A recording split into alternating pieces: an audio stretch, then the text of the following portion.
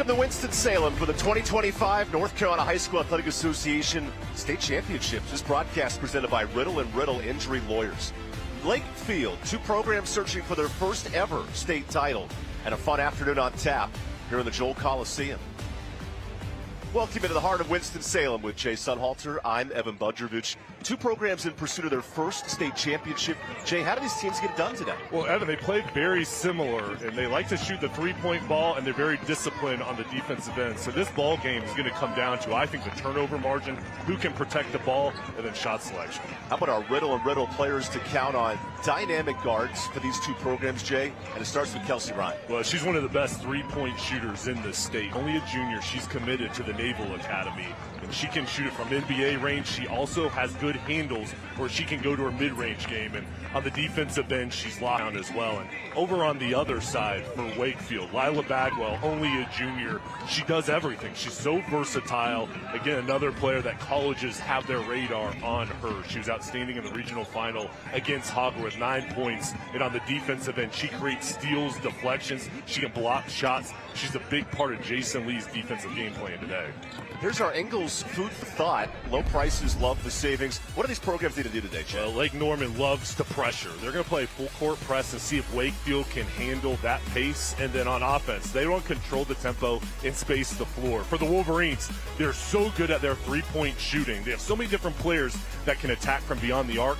They've got to be on today, and then the turnover margin. They protect the ball well, and that's how they're going to win this ball game, is protecting it, making good decisions. Both programs have won 20 straight games entering this title. Heavy hitters, Lake Norman, Wakefield. Great start to this championship Saturday. We'll be right back with opening tip, our broadcast presented by Riddle & Riddle Injury Lawyers for this state championship showdown.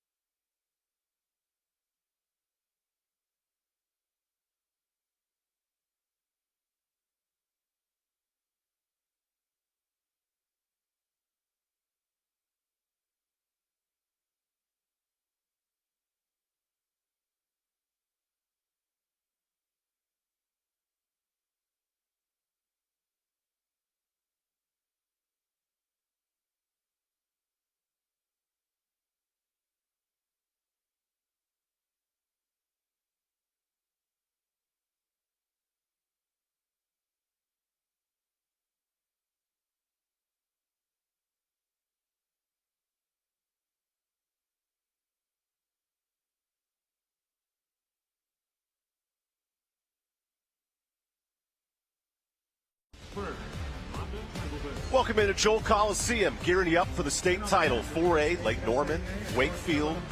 Two programs, the number 2 seeds in the East and the West coming in, both with big wins in the region finals. And here's what's cooking for these two programs. Wakefield Wolverines, led by Jason Lee, a Wakefield alum. Dynamic guard combination for their starting lineup. Your Tatum and Atkinson starting lineup, injured in a car wreck. Call the heavy hitters at Tatum and Atkinson.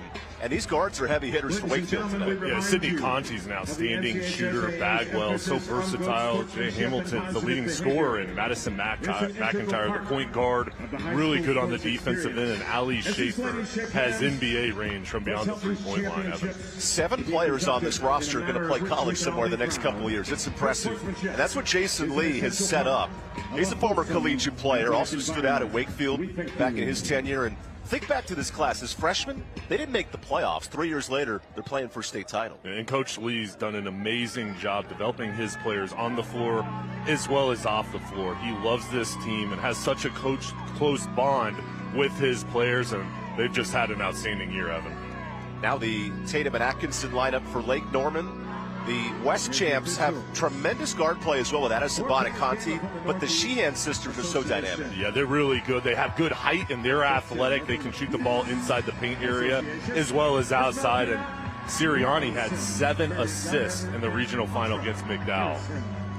Lake Norman's won 21 straight, rolling through 4A basketball. And Coach Mackenzie Graham, the Lake Norman alum, you see her organizing this huddle. Went to school at South Carolina, her 8th year with this staff. It's been a nice progressive route, and then a big win over McDowell to reach the state title. Yeah, huge win, and they've been dominant this season, and we saw her in the state championship game 2 years ago, and with her squad, she develops her players, and they're playing their best right now at this point of the year. Talking with her pregame, very excited about this opportunity here at Wake Forest, along with Jason Lee, 2 great programs, their top 2 seeds. They made it all the way to the state championship. The highest level of basketball here on the girls' side of the state. 4A championship and a new champion crown. Neither programs brought home the trophy in their history. A busy day of high school hoops. We thank you for joining us here on this fantastic Saturday at Joel Coliseum. Wakefield and Lake Norman, their first ever meeting, and the winner gets a state trophy here in a couple hours. Lead official Lavania Robinson gets us set to go. And Lake Norman starts with the basketball.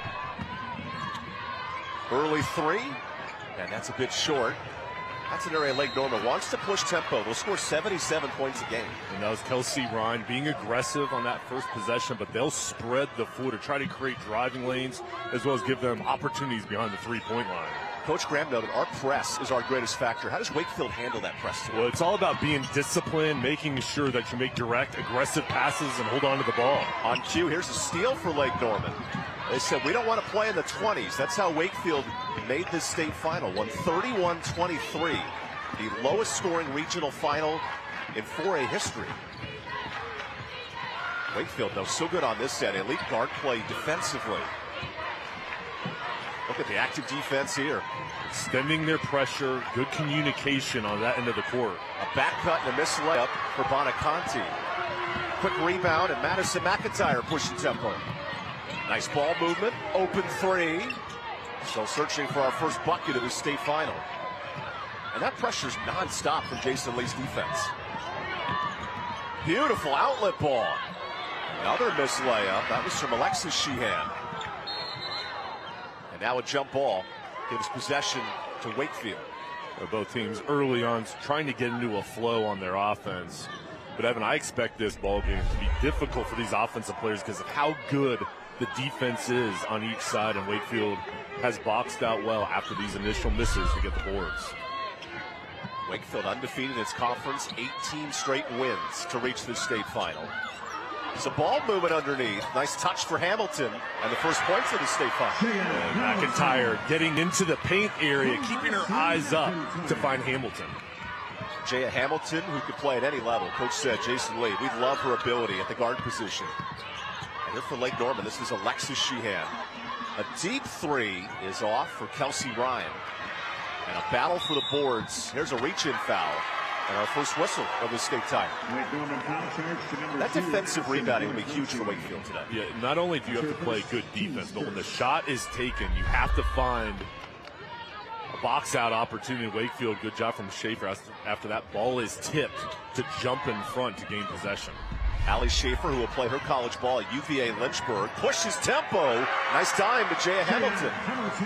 Really good job moving without the basketball, and another steal from Wakefield as Bagwell is going to be out of bounds. But right now, Wakefield is getting into the paint area with dribble penetration. Here's McIntyre eluding the pressure.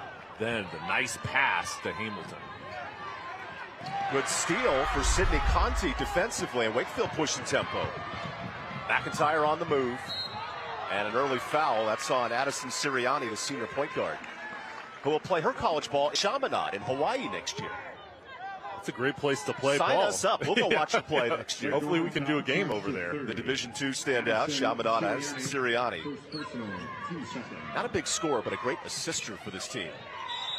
Hamilton travels, and a Wakefield turnover. How do you handle the nerves in a state title game? I think the biggest thing is they'll eventually go away. Just at the beginning here, just try to stay composed. Make sure you move the ball, and Jason Lee watching on his team doing a better job here of getting comfortable, and the dribble penetration has allowed easy opportunities for Hamilton. Jason Lee noted execution so big in this title. They were great defensively against Hoggard in the region, but struggled on the offensive end. Like Norman on this end, yet to get a bucket. Kelsey Ryan with pressure in her grill. Good dish. Here's Rihanna Maynard's first action, and a quick point.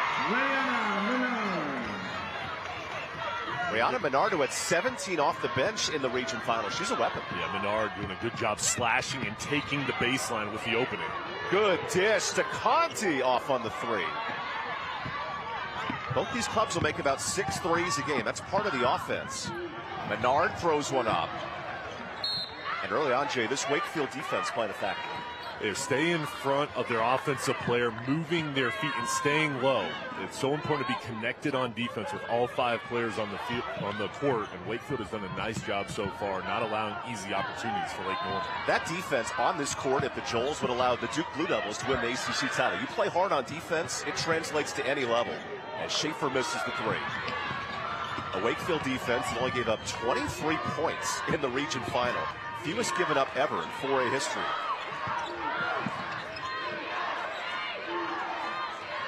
Now can Lake Norman find some offense with Ryan. There's a deep three. Our first one-care NC three-pointer. Smooth from Ryan. Deep range there. Now they can set up their press. Assisting clients' health requirements and treatments at home. Ryan hits a three. Hamilton's a bit off. And that's for Ryan's special. 73s this year. And Mackenzie Graham, the head coach for Lake Norman, telling her team to pick up the tempo, try to get in transition.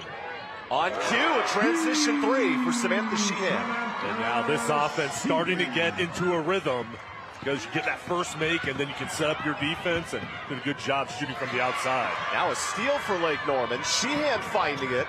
Good dime to Ryan, and the transition playing a factor. And this is where their defense really can turn you over, and it pays off with an easy bucket out on the fast break. We'll take the media timeout, but great work for Lake Norman here, Jay. Yeah, that defense is starting to get into a rhythm, and it's the easy offense with Ryan finishing it for the 10-4 lead. 3:56 left in the first quarter.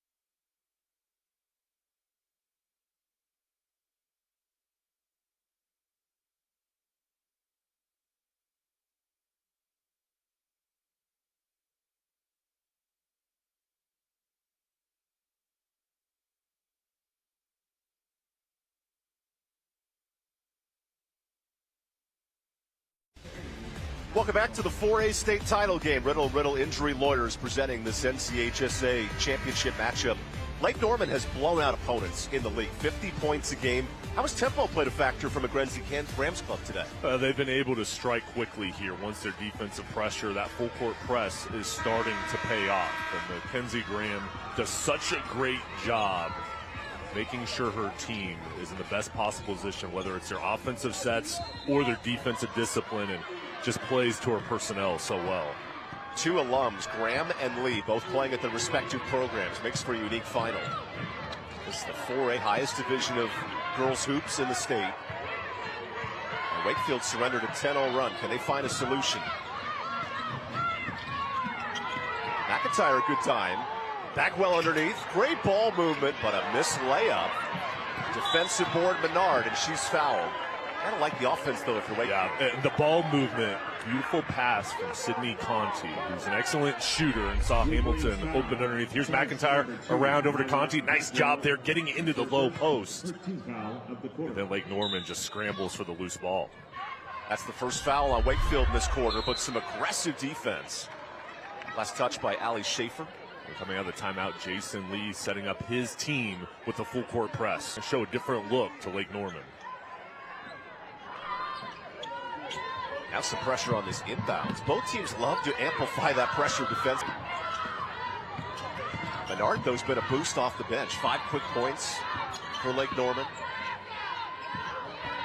Backing down, Alexis Sheehan. Ryan gets inside and is fouled on the drive. Second team foul on Wakefield. With the threat of Ryan shooting the three-point ball, it opens up driving lanes. Strong closeout. She went towards her left. Got the contact. Substitutes for Wakefield. Nicole Ammon comes in, and Heaven Briggs, who's a difference maker off the bench. She is. Both talented players for Jason Lee. A nice look there from the out of bounds, Evan. I figured the Sheehan connection would find themselves once today. Good chemistry between those two. Alexis and Samantha, who still sleep in the same room 18 years later. What a nice block from Kelsey Ryan. Ryan is going to play at Navy next year. She's a big-time prospect. Her range is special. She does so much for this team on the defensive side as she takes a break. Her and Sheehan going over the sideline. Been very productive here in the early minutes. Traffic on the inbounds pass. Kaya Bond has entered for Lake Norman. Now Wakefield needs a bucket. They've given up 12 straight. Crafty drive and free throws here for Heaven Briggs. For Wakefield, they need to attack the hoop, continue to be aggressive, and Briggs just splitting the double team. Sometimes you just have to force the issue to get to the free throw line. First free throw miss. There's our Carry Hands Whole Health free throws. Put your needs in our Carry Hands. Well, that's a quick re-entry for Kelsey Ryan. 20 seconds out. Heaven Briggs, who anchors this pressure. Jason Lee loves the second unit because they make it really difficult. Look at Briggs in the grill right now, Menard. Briggs making life difficult. I love that effort. Ryan, the shot fake. Good dish. Sheehan in the double. Nice give and go. Yeah, and that's a good two-man game there with the give and go. And Sheehan ready to shoot it. A Wakefield three is off. Just 2 of 6, but the turnovers early for Wakefield. And Lake Norman taking advantage. Sheehan gets inside. Finds the shooter. Sirianni off. Rebound Wakefield. Wakefield battling down low for that board. McIntyre, the senior point guard, wants to find a bucket. Good pass. Inside of 2 minutes in this first quarter for the 4A state title, highest level in North Carolina. Remember, Coach Lee's offense won in the 30s in the region final. He said, that's the formula for us today. We're not going to win this game in the 70s. Briggs gets space. And an offensive foul on Wakefield. Wakefield trying to spread the floor to create driving lanes for Heaven Briggs, and they get the offensive foul called. Right now, Lake Norman on this run because they made some defensive adjustments, and on offense, they're starting to drive a little bit more. Instead of just relying on the three-point shot, they're trying to get into the paint area and break down this defense. Lila Bagwell, top scorer, re-enters for Wakefield, now down 9. Beautiful dish and a swat, but a foul called on Nicole Amen with the block. Here's Ryan driving in, then Renard down low, kind of hiding getting that ball as Amen comes in to block it. And Amen knew our camera director, Mark Dreyer, down there, gave her a little look. That's some confidence from the standout. She's a future Division I player, only a sophomore, good size, great shooter. Jason Lee loves her potential, what she's doing this year as a young player. Lake Norman at the Caring Hands Home Health free throw line, going 0 of 2. Offensive board, and Wakefield collects it, but a traveling violation. That's 5 early turnovers for Wakefield.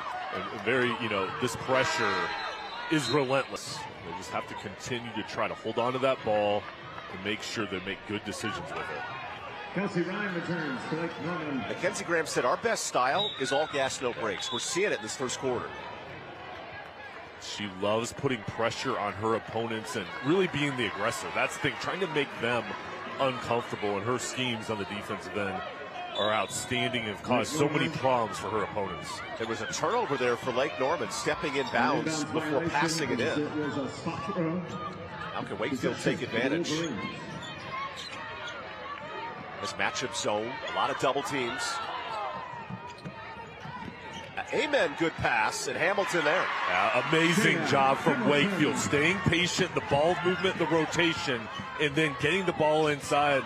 Amen, nice dish to Hamilton. And that's why Wakefield gets 15 assists a game. When they're moving the ball, they're dangerous. Yeah, Amen doing a nice job there with her eyes as Bagwell gets his steal. 2-on-1. Bagwell says, give me some more. Missing the layup. Rebound Hamilton. Wakefield doing a much better job on the glass to end this first quarter.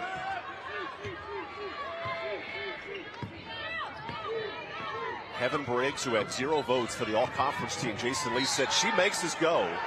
And a foul on the floor. There's the aggressive Heaven Briggs. Briggs and McIntyre are so quick out on the perimeter, and she was reading the double team coming over. She beat it over towards the right side on the baseline. First personal, team sport. Here's the 3. An air ball that time.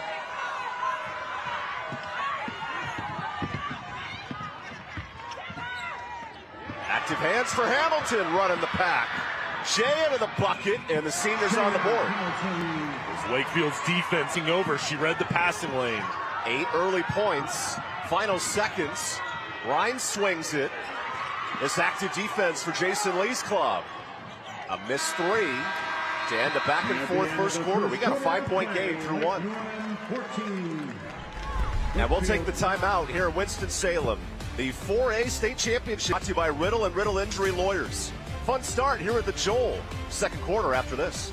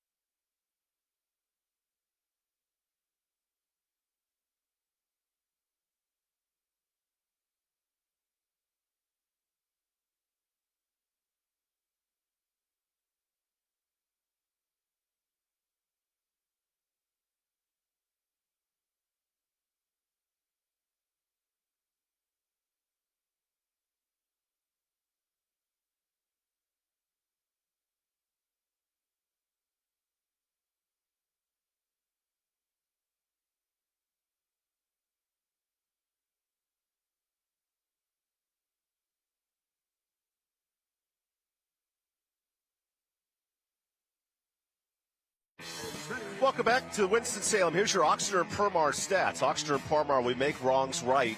Early on, Lake Norman taking advantage from 3. Yeah, 3-point shooting and the only 3 turnovers. That's what's given them the 5-point lead. How about your air experts, heating and cooling, points in the paint? Relatively even, but we've seen Wakefield late in this quarter apply pressure. Yeah, doing a really good job getting into the paint area. Hamilton doing a nice job cutting right near the hoop, and her teammates have found her. Well, hello, Samantha Sheehan. Right in front of us, Jay Sunhalter, Evan Budrovich. Second quarter underway. And a heavy pressure from Jason Lee's Wakefield Wolverines.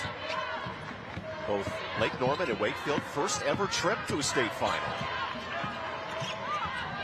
Sheehan in attack mode, finds her sister. Samantha goes inside. That one's a bit off. Offensive board, Menard. Good spin underneath. Nice finish. That's excellent work on the offensive board. Just staying relentless, and it pays off for Menard.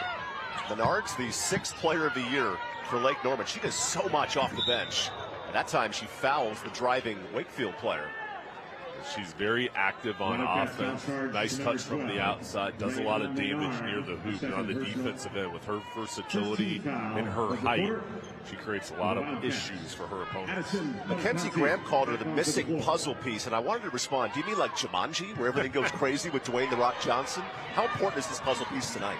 Well, I'll tell you, on the defensive end, it's about being connected. Menard's one of her top defenders, and going against this Wakefield offense, she's very important. And how about that shot from McIntyre with the ball rolling around the rim, finally goes in. So McIntyre makes this a 5-point game. Lake Norman, a double-figure lead in the first. Sirianni, not much space. Remember, no shot clock in the high school game, but a ton of pressure. And Ryan's got some range. Defensive board, McIntyre. You got to guard Ryan, too, from distance. You have to respect that long shot from her. Allie Schaefer breaks the pressure. 5 first-quarter turnovers for Wakefield. That was a bugaboo for Jason Lee's club. Make it 6. McIntyre just traveled. Wolverines. Possession. Back to the Wildcats.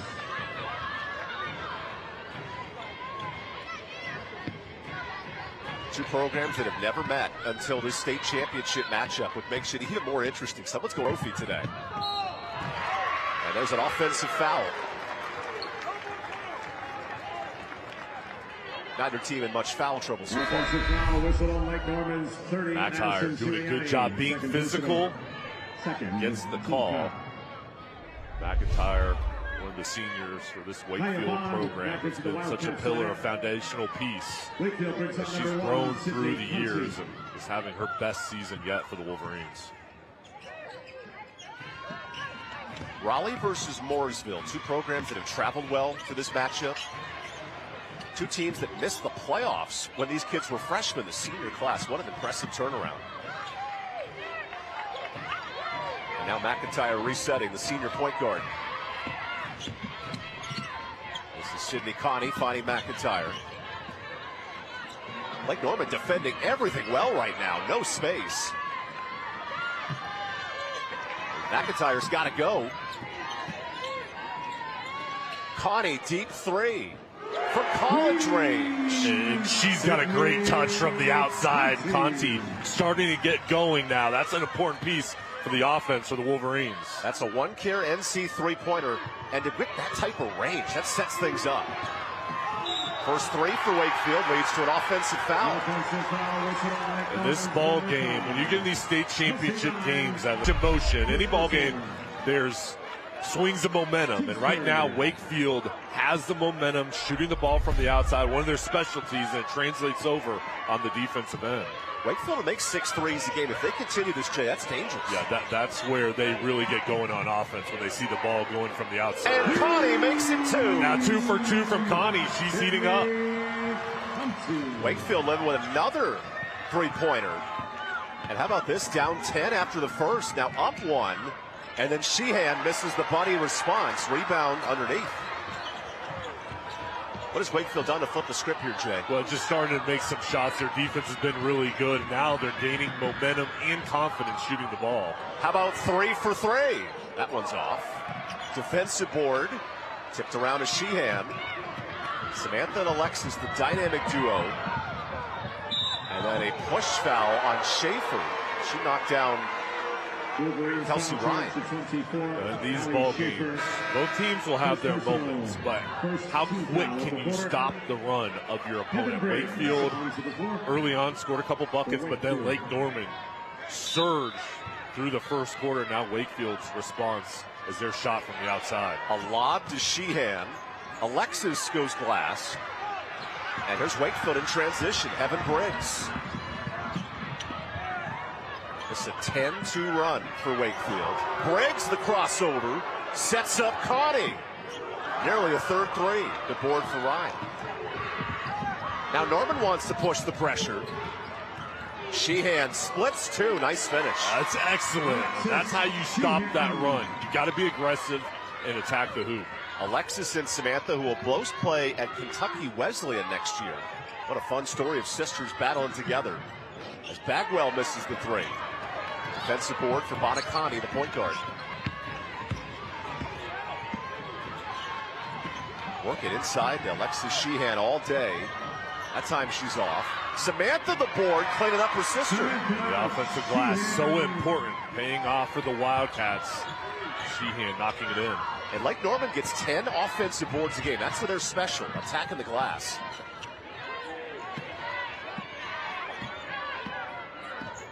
McIntyre wants an island. Pulls the jumper. That's off with defensive board. Mackenzie's Graham team not afraid to push tempo. What a swat by McIntyre. Hello and welcome to the Joels. We'll take this time out. Our 4A state title, North Carolina High School Athletic Association, brought to you by Riddle and Riddle Injury Lawyers. A tight three-point game late in the second.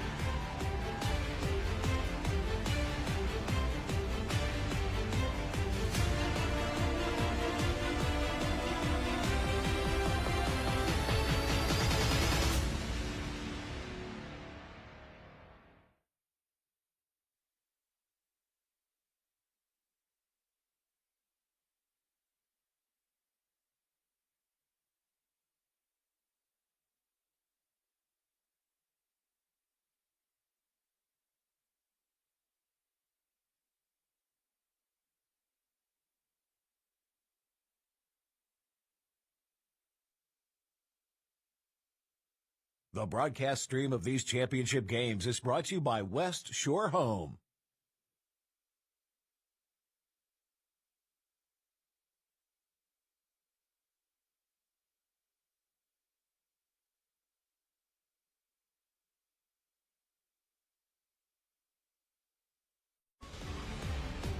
Welcome back to Joel Coliseum. Here's our fan cam, Original Grills. On Original Grills fan cam, elevate your grill game. Elevate the students in the house today they see from it. Wakefield. They see it. They're ready for it. Yeah, Joel Coliseum has been rocking all day. Buses coming from the Wakefield area. Lake Norman, just an hour away, bringing a ton of fans as well. And anytime you're on local TV, get ready. They'll be ready for the camera. They see it. Now, great crowd here today. The atmosphere for these athletes. This is what makes high school basketball and high school athletics so great, is having the community support and playing for your family and friends. Two programs, each about an hour and a half from Winston-Salem. Regional finals this week, both clubs upsetting one seeds in their region.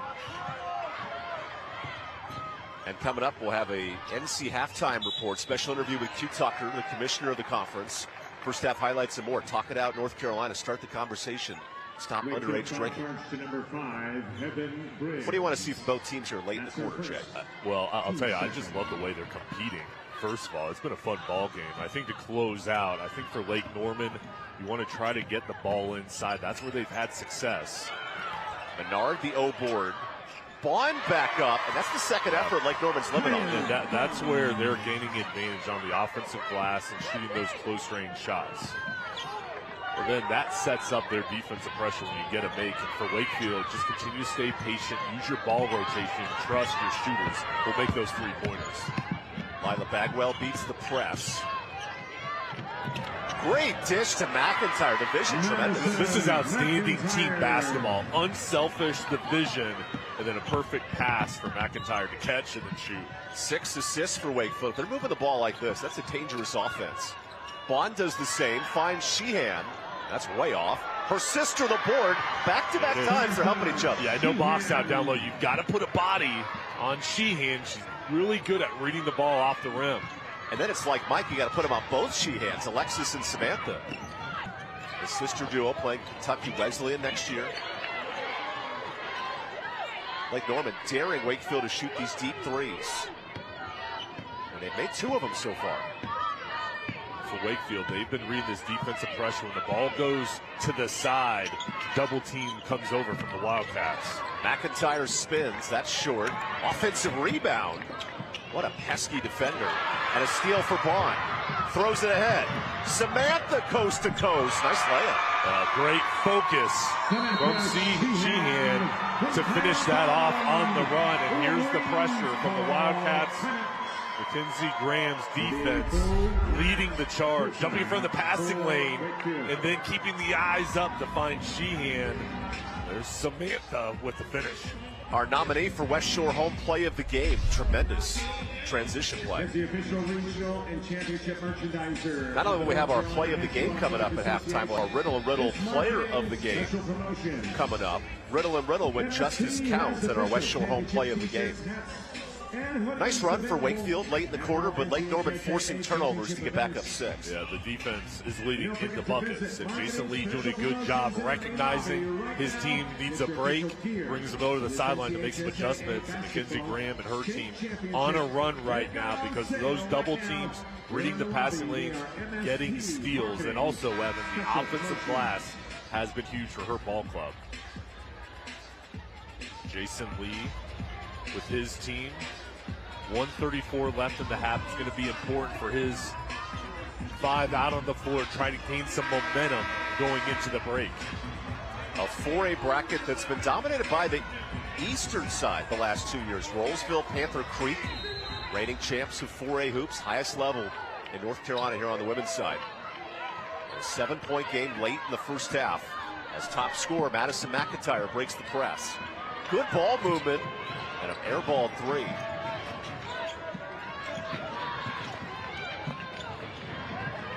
Sheehan keeping that pivot foot. Lake Norman's avoided the turnovers today.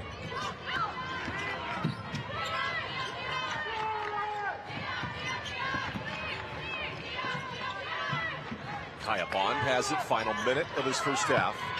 Excellent defense from Wakefield. Sheehan lets it go. That's short. And a defensive board for Hamilton. Good defense and box out to get the board. Wakefield breaks the pressure. And Bagwell traveled on the catch. So you see Norman speeding up Wakefield this first half. Well, and that's the goal. Sometimes you're not going to get a turnover every time. It's just about speeding up the pace. Coach Graham goes to her bench. Addison Sirianni returns, starting point guard.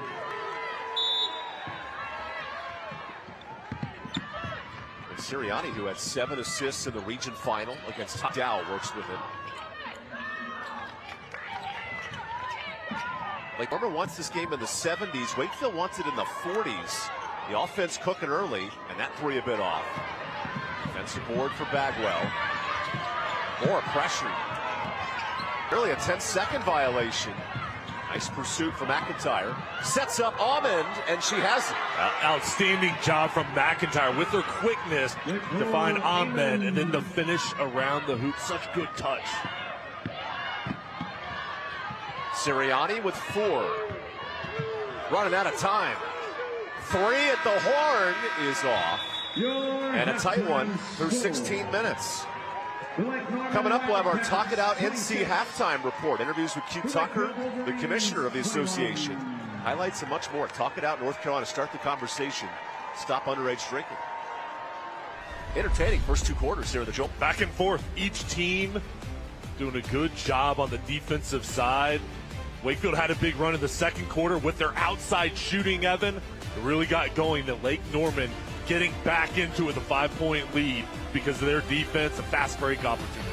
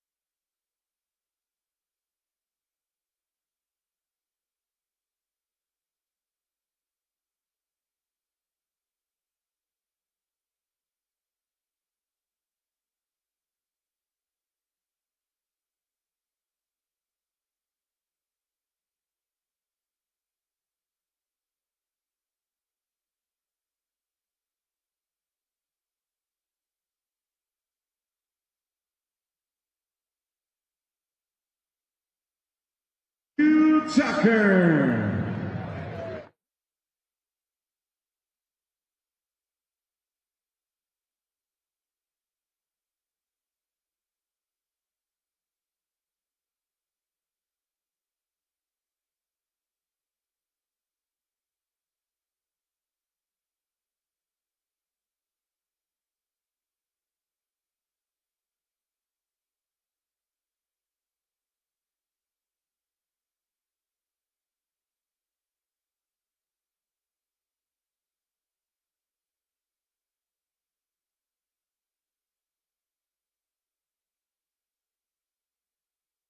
You're watching the Talk It Out Halftime Report. Talk it out. Start the conversation. Stop underage drinking.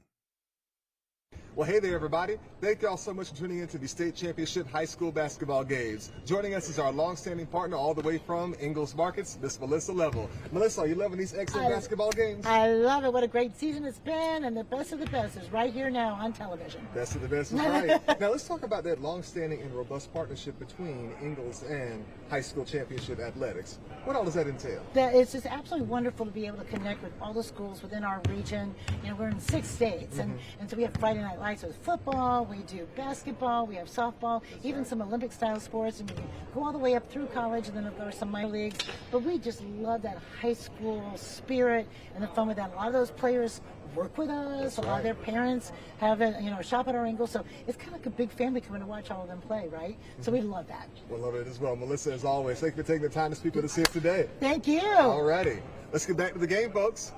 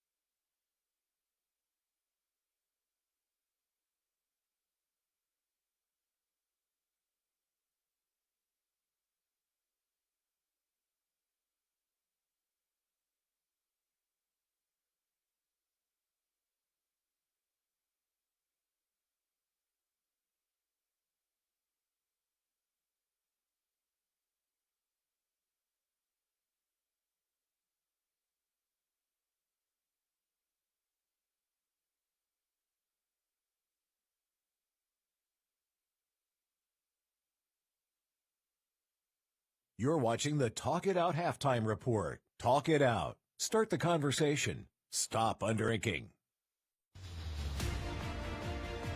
Welcome back to Joel Coliseum, 5-point game here at halftime. Lake Norman, Wakefield, two programs in pursuit of their first state title. But first, a quick conversation with the commissioner of the High School Athletic Association, Ms. Q. Tucker. Good to have you here, Commissioner Tucker, and thank you for your time. Thank you very much for the invitation, and it's great to be here with you. What are the biggest challenges facing high school sports today, and how is the NCHSAA addressing them? This is education-based athletics, and we're trying to teach civility. We're trying to teach respect for one another, and that comes with playing in our programs. And so that continues to be something we address by pointing out instances of ejections to our membership. We try to reward good behavior by giving ejection-free certificates each year for what they've done the previous year. We have our student Athlete Advisory Council, which is made up of students representing each of our regions across the state. And what we try to do with those young people is put them in a position where they learn leadership skills, and then they can get in front of their peers. They can be responsible for helping conduct conferences and summits with the idea that we're helping them understand you can be a good student, but you can also be a student athlete. And that's been working very, very well. It's not a new initiative, but I think what we've done is try to expand and grow the program. What makes the basketball championship such a special event for schools, students, and communities? So many of these young people who play on in these programs, and particularly basketball, football and basketball are obviously our most popular sports, but these young people are seen in church, they're seen in the grocery store, they're seen around towns, especially in your smaller communities. And so when you get to the ending of a season and their team is still standing, it rallies that community. It creates a buzz that you feel when you go into some of those smaller communities, and even in our large communities, even though they are much more spread out. It's just an exciting time, and just to be able to go into the venues now that we are afforded to play in. And Commissioner Tucker, I know you're a former basketball coach. What advice would you give to the coaches and the players competing in the championships? Don't sweat the small stuff. Don't worry about fans trying to get into the game, how fans buy the tickets. Coaches don't need to worry about that stuff. That's what their athletic director is for, principal. All of them will take care of that. And then the final advice that I would give them is savor the moment. We appreciate your time, Commissioner Tucker, and thank you for everything you do for high school athletics. Thank you very much, and I appreciate this opportunity to talk about high school athletics in North Carolina.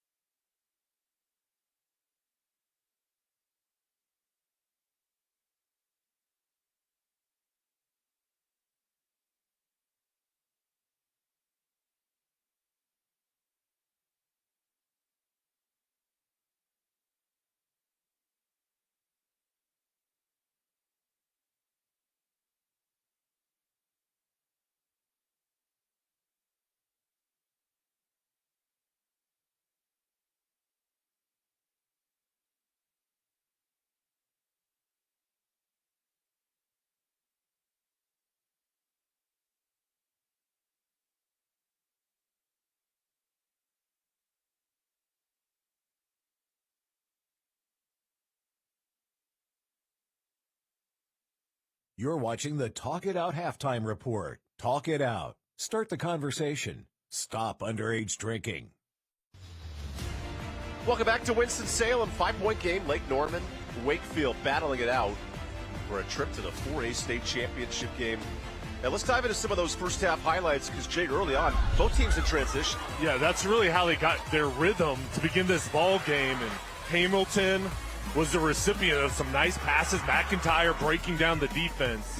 And then their defense kind of got going, Evan, and they got some steals and started to get more comfortable. And then Lake Norman went on a run midway through the first quarter. They were getting the ball inside, doing a good job pushing the pace and taking efficient shots. 15 combined points for the Sheehan sisters, carrying the load for Lake Norman. And then Hamilton sparked Wakefield late in the half. Yeah, she did it. Her offensive boards and her ability to move without the ball really helped out the Wolverines. Was the offensive glass for the Wildcats that paid dividends. Here's our Oxner and Permar stats. Oxner and Permar, we make wrongs right. Neither team great from three-point, but good on the offensive glass. These are two good shooting teams, so I'd expect them to both be more comfortable. You have to give credit to the defense. Right now for Lake Norman, only 5 turnovers plus 3 in the turnover margin. How about our Air Experts heating and cooling points in the paint? Schedule your tune-up today at your airexperts.com. Both teams very competitive, and that's why we have a close game at halftime. Yeah, very even. A lot of those points in the paint have come on the fast break. So in the half court, both teams doing a good job of fronting. They want to continue to attack the middle of the floor, try to get easy buckets around the hoop. Lake Norman and Wakefield, neither program's won a state title before. That'll change in the next hour. Join us for the second half of the 4A state title game here in North Carolina after this timeout.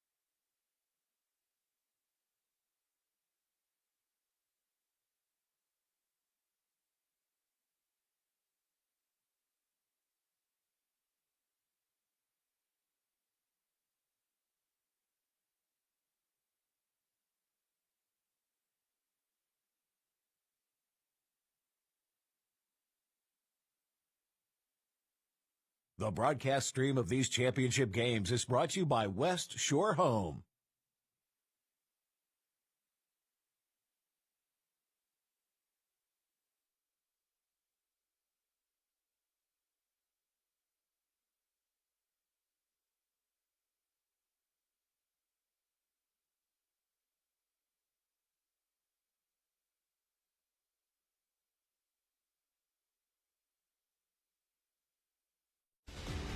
This broadcast brought to you by Riddle and Riddle Injury Lawyers. Gearing up for the second half. Mackenzie Graham's club, double-digit lead early. Wakefield led by Jason Lee. Good comeback late. But Lake Norman living on that pressure and transition defense so far. This game's going to be there for the taking in the second half. Which team can control the pace, limit their turnovers, win the rebound margin in the first half?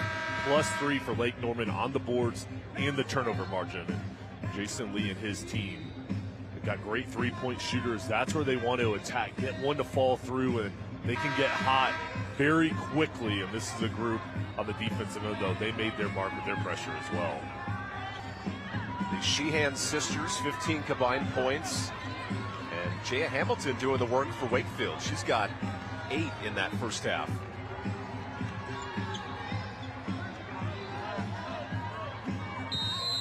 And with that, let's get the second half rolling here at Joel Coliseum. One of the 4A and 2A state title games today. Opening possession for Maddie McIntyre. Good dish. Leads to a 3. Nice look out of the timeout. An offensive board. That's where Wakefield was so impressive. 5 boards in that first half. Just being relentless on the glass, attacking, and refusing to give up. It paid dividends. They've got to continue that in the second half.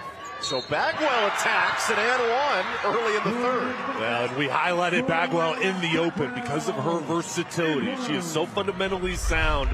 And here, Little fake head nod, and then she drives in, beats the defense, and finishes through contact.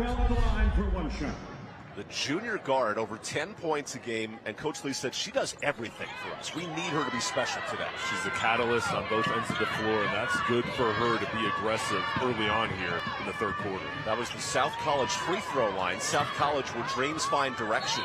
Speaking of direction, a foul here for Sheehan. So Alexis heads to the free throw line. And with Ryan's shooting ability, it brings the defender deep on the perimeter, which opens up the low block for Sheehan. Back to that South College free throw line. And this is where Lake Norman's been really good. 70% as a team from the free throw line. They make the most of their opportunities. They get to the line a lot, and then they capitalize. Alexis makes both. It's a 5-point Lake Norman lead. Jason Lee's team, 18 straight wins, a program when these seniors were freshmen. Missed the playoffs. What a transformation in 3 years. And a jump ball changes possession. Jump ball, possession. Back to Lake Norman. Double teams. We're there in the first half. Lake Norman is Ryan coming over. Bonaconti as well, forcing the jump ball. Active hands from Addison Sirianni to keep the basketball.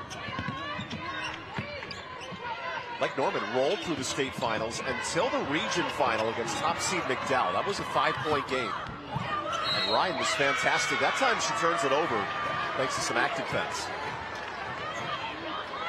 Wakefield being very physical. Lindsey Graham team had that 5-point lead at the halftime break. I think the message to her team was continue to try to go down low, pick up the pressure on defense. Good ball movement out of this press. Of course, 9 first-half turnovers for Wakefield.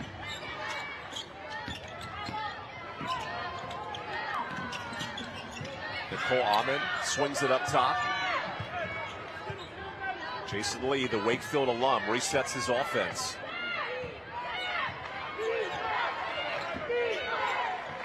Double on McIntyre. No problem. That shot had been affected. Bagwell the board. Nice pursuit. And it starts with McIntyre getting in there, getting the shot up, and then no box out. Bagwell recognizing it, reading it off the rim. In the first half, it was Lake Norman living on the glass. Here in the second, but first a traveling violation on the Sheehan 3.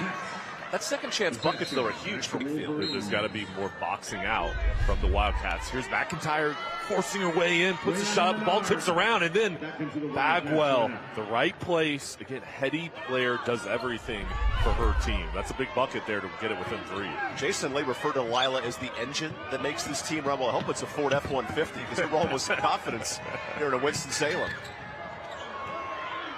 A double team leads to a steal. Sirianni takes it away. Numbers for Lake Norman. Ryan finds the super sub Menard, who goes lefty, and a rare miss. Bagwell pushing tempo. Bagwell to the bucket. Back-to-back layups. She's taken over now. The third quarter has been hers. Looking for her shot and creating and attacking. In a game where jump shots have been hard to come by, how important is that attacking to the bucket? It is. If the outside shot isn't falling, you've got to go down low. Try to take easier, high percentage shots to get going. Here's a reach-in foul on Ahman. And that's her third foul. So Jason Lee has some decisions early in this third quarter. Bagwell, so athletic, reads, and then says, hey, I'll take it all the way. Nobody stops the ball. She can create off the dribble. A lead as big as 12, now down to 1 midway through this third quarter. Menard, great dish. Ryan the step back, that's off. Offensive board, and once again, Sheehan living on the glass. She just reads it so well. Kind of found a crease to get on that glass and get another board. That'll stay here as Alexis has 10 points. Samantha has 9. It's been the Sheehan show today. They've really complemented each other well. And Wakefield trying to extend their pressure on Ryan, who's such a talented three-point shooter. And down low, there has been opportunities.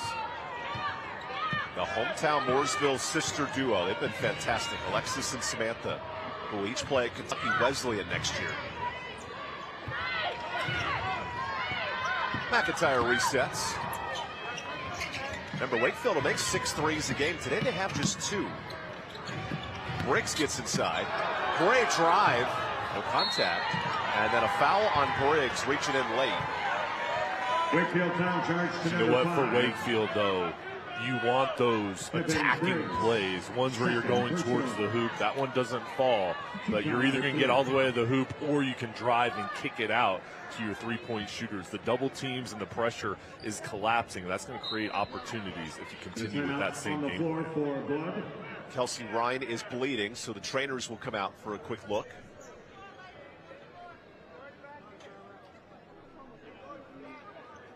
Nothing a little kinesio tape won't fix. Thanks to our tremendous athletic trainers at both programs helping out. Because I don't see Kelsey coming out of this game. Right back on the floor. Junior committed to Navy. Got a bright future ahead. Coach Graham said she has it in her veins. She has the leadership, the toughness. Nothing's going to slow down Ryan in the state title game. Look at the active hands here. McIntyre forcing a turnover. And she's feeling herself right now. McIntyre is elite on the defensive end. The way she moves her feet with her quickness, she's a college prospect. Look how low she stays. So difficult to get around her, and she used the sideline as an extra defender. McIntyre part of a 9-player senior class here for Wakefield. A total transformation the last 3 years. Nice give and go to Schaefer. Back inside, but a travel. Violation. Wolverines possession. Back to the right pass. Neither team able to create much separation in this third quarter.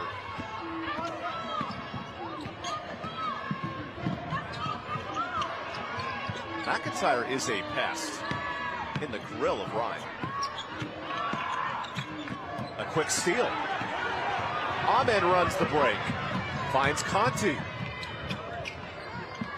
And Lake Norman is swarming the three-point line. He really reacted well. Until that three ties it. Now that's the shooter. Allie Schaefer committed to Lynchburg. Great range. She had a clean look. That's her first 3 of the game. That's an Arcare NC3 and a timeout in a tie game. Wakefield Clive from deep. And we'll take the timeout.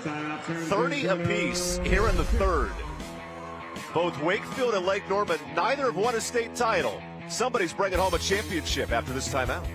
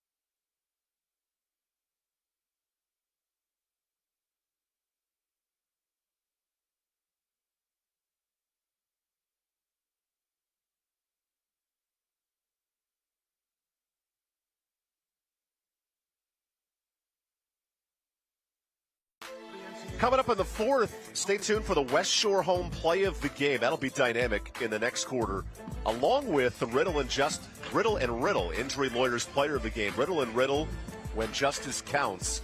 And Jay, right now in a tie game, I couldn't tell you who the player of the game is. We've got a lot of players that are in contention, but it's going to come down to, I think, the fourth quarter, who's going to really create separation, who will hit the big shots. And I think for both coaches, Evan, Jason Lee, McKenzie, Grant, they're pleased with their effort. They're pleased with a lot of things their teams are showing out on the floor, the three-point shooting, the toughness, the boxing out. But it's going to be the little things here, those critical turnovers, those boards, who can get hot from the outside. That's going to determine who wins the game. Both teams are very similar. Good give and go out of the timeout, and Ryan airballs the jumper. That's a rare miss for the Navy commit. Talking to Coach Graham about Kelsey Ryan this week. She said not only is she a gamer, she absorbs the pressure of being one of the best teams in the state. She plays so well through this offense. She loves this stage. Graham that has such a close relationship with Ryan. And I'll tell you, Evan, I've been so impressed by both coaches, the way they've used their timeouts and the adjustments they've made coming out of those breaks to help their teams. A lead as big as 12 for Lake Norman. It's now dead even. And a foul on the drive sends Lila Bagwell to the free throw line. Bagwell's gotten hot here in the third quarter, using the dribble penetration. And they're just refusing to back down to get to the line. First foul for Bond. Here's Bagwell at the line. And the first lead for Wakefield since it was 2-0 in the first minutes at the South College free throw line. South College, where dreams find direction. What's been the direction here for Wakefield this third quarter? I think just staying in it, staying confident, and then relying on the defense. And when the outside shot hasn't fallen, they've had a game plan for that, Evan, where they've driven in. Lake Norman's won 21 straight games. They're now trailing late in the third quarter. A rarity for this Lake Norman program. Sirianni gets a switch. Ryan kicks it. Good back down, Sheehan. That one rattles out. A scrum for the boards. And the possession goes to Wakefield. McIntyre's rebound has been excellent too. And she is so physical, quick, tough. She plays point guard. She can go battle down low too. Look at 22 right here. Getting that ball. There's contact. Maintain possession. Here comes the pressure for Lake Norman. They force 10 first half turnovers. Ryan gets another.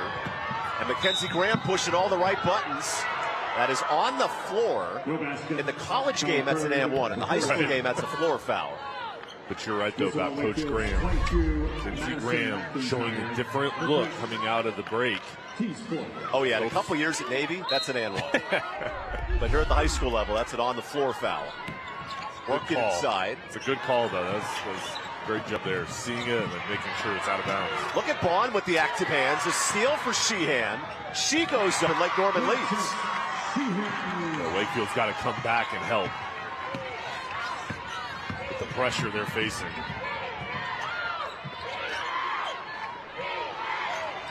Two programs that have never won a state title are in a one-point game. 2 minutes to go in the third. Hamilton attacks. Nice spin. Kicks it.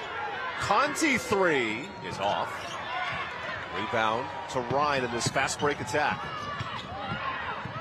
Sirianni, what a dish.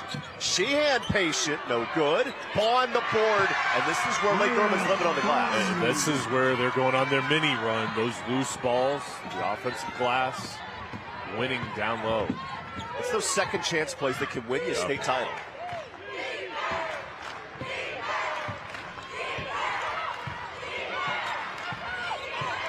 McIntyre's been a rebounding machine, now operates.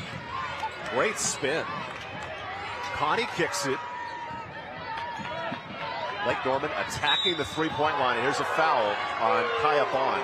That's her second. And Wakefield staying patient, not forcing any shots, and then they keep the spacing, making it difficult on this defense. When you've got to work as a defender for 15, 20 seconds on that end of the floor, the ball keeps moving. It makes it difficult. McIntyre found a lane where she could get contact to get the foul called. To your point, no shot clock in North Carolina High School, so it is a grinded out possession. Briggs travels that time. A little bit of contact, and Briggs turns it over. And Lake Norman sitting back and then jumping on with their double teams. As Briggs comes up, there's the double team sitting there with Sheehan waiting for Briggs. And a slip and slide that I would enjoy at home, but doesn't work in the game of basketball. It's been so warm in North Carolina. I know. I've seen families around the state. We've had that weather this week. With hoses and slip and slides for their kids. Final minute of this third quarter. Good pressure on Sirianni. McIntyre in her grill. Ryan avoids it. Ryan says, give me the rock, and here's a steal. Briggs with numbers. Up ahead to Ahmed. Good job by Briggs and Ahmed pulling the ball back out. They could have forced it there very wisely. As the defense got back, they bring it out so they can set up. pick and pop. What an attack. Layup no good. Defensive board, Alexis Sheehan, who is then fouled. Jason Lee thought he had a turnover. Instead, a foul. Wolverines foul charge to number 5, Heaven Briggs. That's her third. Briggs breaking down the defense. Lake Norman gets this ball, hustles back. For the last 21 seconds.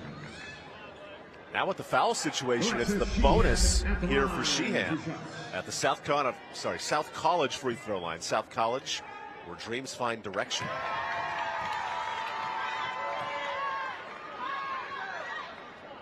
Jason Lee, who was a guard himself at Wakefield as a player, played at Fayetteville State, multiple other stops, and he's coaching up his alma mater in this tight third quarter. Look at this pressure from Lake Norman. Coach Graham amping it up defensively. McIntyre the solution. Hamilton the transition layup. What a job from McIntyre, breaking down the defense, and Hamilton finding space. Sheehan with 2. That shot is blocked to end the third quarter. And we're 8 minutes away from deciding the 4A state champion. Now this game has gone back and forth. Wakefield has taken over in the third quarter, and Lake Norman has made the most of their opportunities. The Wildcats sitting with a 2-point lead heading into the fourth.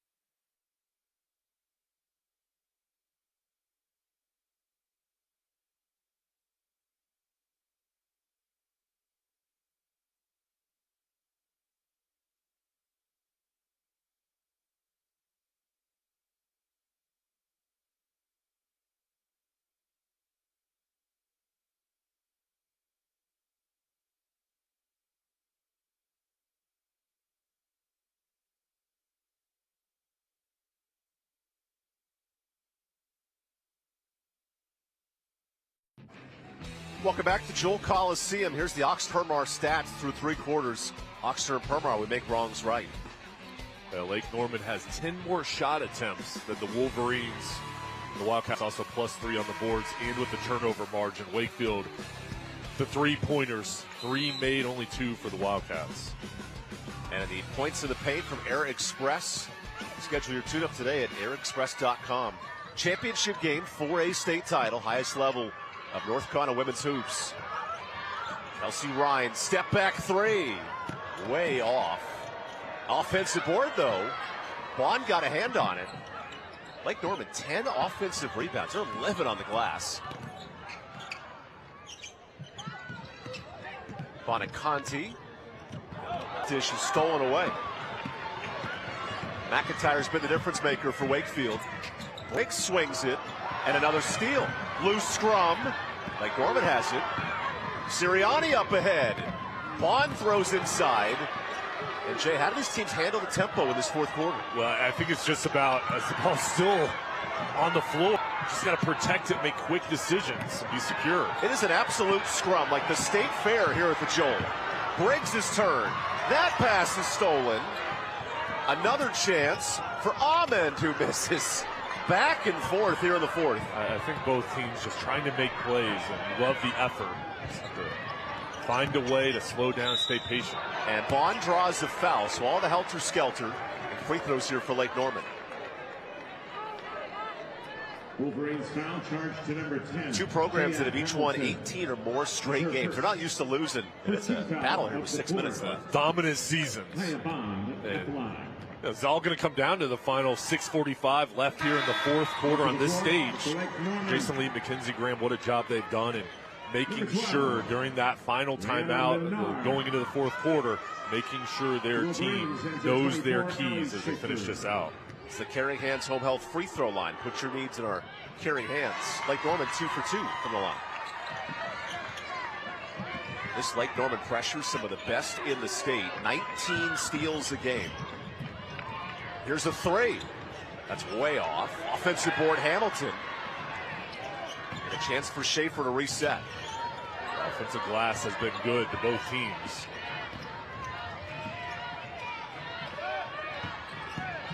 McIntyre spins, but traveled on the pass.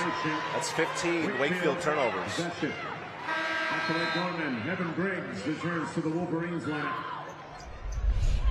As McIntyre drives in, the defensive pressure comes over. The timeout on the Lake floor. Norman gets the call. For blood. Brianna Menard will be treated by the athletic trainer. Coach Graham said, thanks for having my players back. Yeah, a little bloody nose. Think we're going to be okay. I talked with the training staff as well as the coaches for Lake Norman, and such a great group here to support these players, and Mackenzie Graham, and I wanted her team to come out and have fun today and compete at the highest level. Mooresville versus Raleigh for the state title. And it's a game of who can handle the pressure best.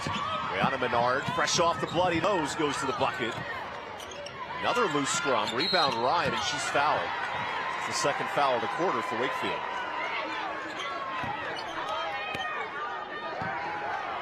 Every loose ball so important, and the competitive nature that you're watching. This is the highest level, the biggest game for these players, and they are scrapping. Taking another foul, and here's Menard making a difference off the bench. She is. And her ability to drive puts so much pressure on this defense. And this Wolverines foul charge to number Gets the 3. ball on the baseline. She takes it down. At that point, you just got to be physical to try to block the shot. Menard at the line. So Nicole Almond now has 4 fouls. She'll have to exit after the Caring Hands Home Health free throw. How about that? Jason Lee leaning on his forward. She's going to stay in the game with those fouls. Trusting his players. Menard, who scored 17 in the region final earlier this week, goes 1-1. And now Wakefield, who's yet to score in this fourth, tries to break pressure. McIntyre, good dribble. McIntyre is tripped and fouled. And if that's on Ryan, it's her second. It is. Bobcats foul charge to number 5. For Wakefield, they've got to continue to come back and help out their dribblers. There's 4 Lake Norman defenders in that area. Good job by McIntyre breaking the pressure. McIntyre backs down. Hamilton, a bit off. What an effort, but out of bounds. Nice effort from Bonaconti. She's known as Coco, and for good reason. The effort has been at the highest level today. Coco strumming his guitar. That's a great move if you get a chance to watch it. Jason Halter, Evan Budrovich, a 4A state title on the line. Ahmed inside. Open 3. Wakefield just can't buy a triple in this second half.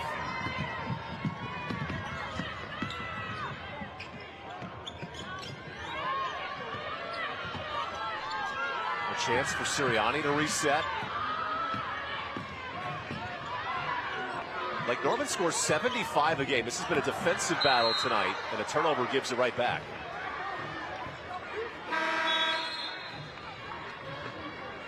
Sydney Conti back on the floor for Wakefield. And for Wakefield, again, they have to expect pressure. All their players going on one end of the court need to continue to keep their eyes up. Here comes the double team.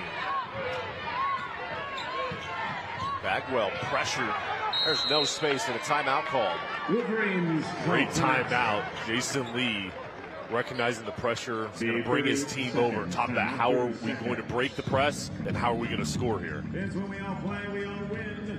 Gatorade is committed to giving. I'm going to look at our fans for today's game at our Original Grills fan cam. Elevate your grill game. There's a couple of stories going on here. One fan's looking up updates on the state championship. And Lake Norman fans know they're up 5 minutes to go. Don't tell the Wakefield cheerleaders they're down 5. Carolina Soybean Producers Association.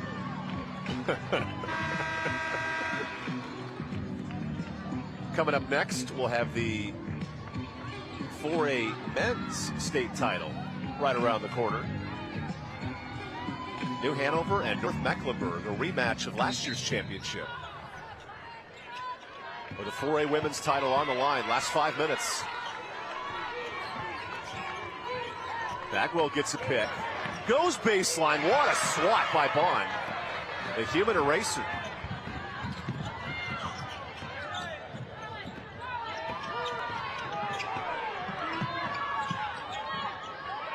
Lake Norman's defense amping up late in the third. Good hands from McIntyre on that end. Big possession for the Wildcats.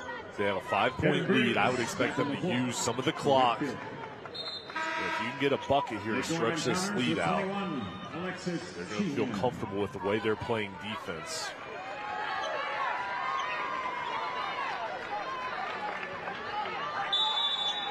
Alexis Sheehan re-enters for Lake Norman. Nothing has come easy in this fourth and final quarter. A lot of contact. Refs let them play.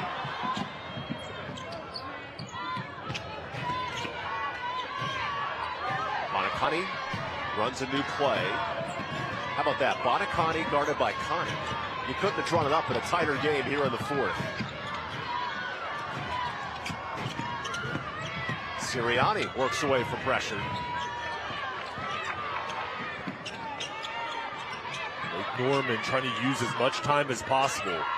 No rush to shoot it. A full minute of active defense. No shot clocks here in North Carolina State Championships. And a foul on Connie. Leads us to our media timeout. Under 4 to play. Lake Norman, 4 minutes from a state title. We'll come back and decide it here at Joel Coliseum.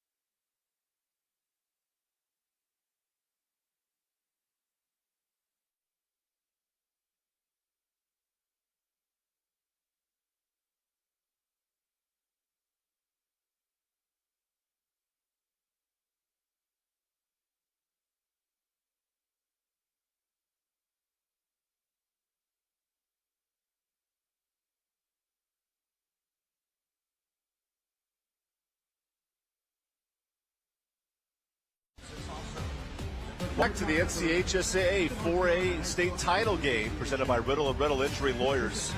These are two of the best 4A teams in the state, and the Wakefield Wolverines out of the Raleigh area.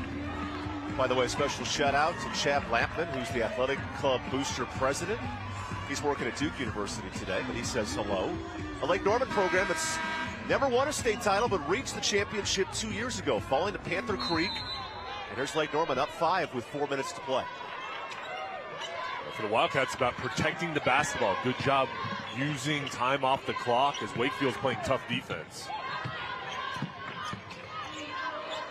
Remember, no shot clock in this game, so Lake Norman can work it as long as they need. A Wakefield team that lives defensively. Can they force a mistake?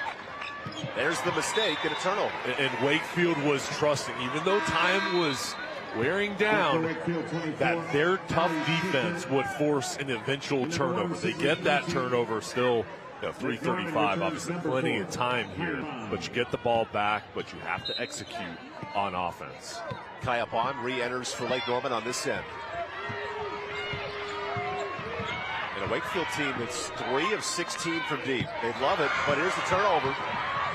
Menard runs the break and it strips. Hard foul. And free throws coming up.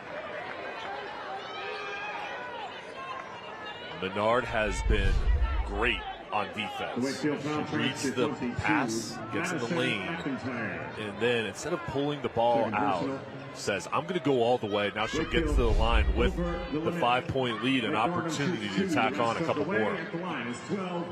Menard 1 of 4 from the free throw line today. They get 1 of 5 from the carry hands line. That keeps this game really close. Now important to box out for the Wolverines as Menard tries to get one. There's 1 and 2. Wakefield's first final appearance in program history. They had the lead in the third, but have yet to score in this fourth quarter. Here's a chance for 3. That's off. Rebound Ryan. Ryan breaks the pass with Sheehan. That's a good shot for Wakefield. This doesn't fall, but a good possession, and now you have to turn up the pressure on defense. A lot of contact in the last 3 minutes. Menard goes inside. Missed the bunny. Hamilton shovels it out. Bagwell with numbers. Sheehan couldn't find Conti. Conti's begging for the rock. And a steal. Brianna Menard making things happen. Transition layup. Outstanding work. Her defense is paying dividends. What a job with the steal. McIntyre goes inside. There's the solution. There it is. Timeout, Wakefield. And both teams, here recognizing inside of 2.5 minutes, it's go time. Menard gets a huge steal, and what a job, Evan. It's our nominee for West Shore home play of the game in transition. Wakefield will take a full timeout. Menard making such an impact here in the fourth. That defense that Mackenzie Graham employs, whether it's the double teams, the full court press, or just one-on-one situations, it resulted in an easy bucket to make it a 6-point lead. And for both teams right now, it's an opportunity. You played so hard, got a little break to finish out this game strong, and the Wildcats protecting the ball is huge, using time off the clock, make your free throws. And for Wakefield, only a 6-point deficit. The way they can shoot the 3-point ball today, it's been tough shooting, but this is a team that's one of the best in the state. They have confidence, whether it's the long 3-pointers or driving in. You just have to be quick on offense and make good decisions. A Lake Norman program under Mackenzie Graham. They have excelled the last 3 years, 20-plus wins in all those seasons. Beat a really good Watauga team with the Gatorade Player of the Year in semifinals, and then upset McDowell in the region. It's been a star-studded run here for Lake Norman. Just impressed with both coaches and what they have done, all the goals that they've reached and accomplished this season to get to this point. Final 2 minutes to decide this 4A champion. Active hands for Bagwell, and that goes back to Lake Norman. Lake Norman's in the bonus, so it's free throws the rest of the game. Addison Conti back on the floor for the Wildcats.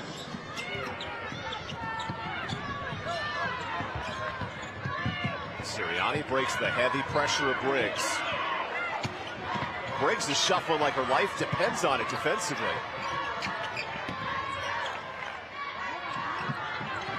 There's Briggs making it happen with a steal. The instigator swings it. Open player. Ahmed takes her time and misses. Loose ball, Briggs. Ahmed again. That one's short. And somehow Lake Norman got the rebound.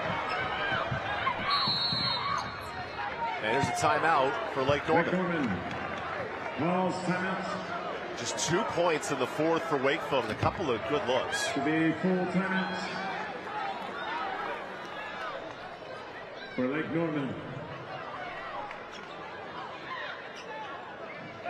You see this Wakefield team rallying around Ahmed, trying to keep her invested in these final minutes. Yeah, right now, both teams going over to the side, and Jason Lee right now telling his team, hey, we've got time.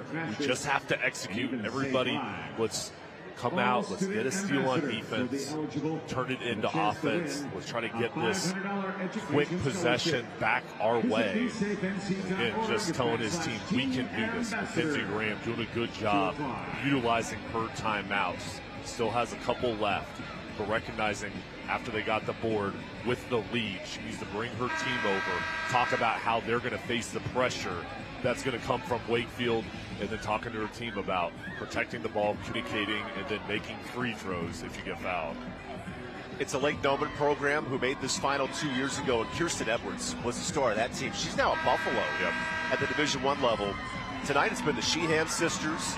And down the stretch for Lake Norman, some big plays from Menard. Menard's defense has been the difference in the fourth. And that's what's enabled them to get a couple steals, a couple buckets, but also just make it difficult on the Wolverines trying to score. More pressure from Wakefield on the inbound. There's the steal. Still plenty of time, down 6.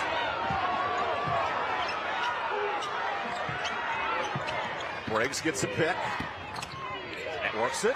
Open 3. Bagwell needed that one. Huge 3 from Bagwell, stepping up now. One possession game completely changes the complexion. You don't have to foul. Continue to play good defense here and put pressure on the Wildcats. A lot of contact and a steal for Wakefield.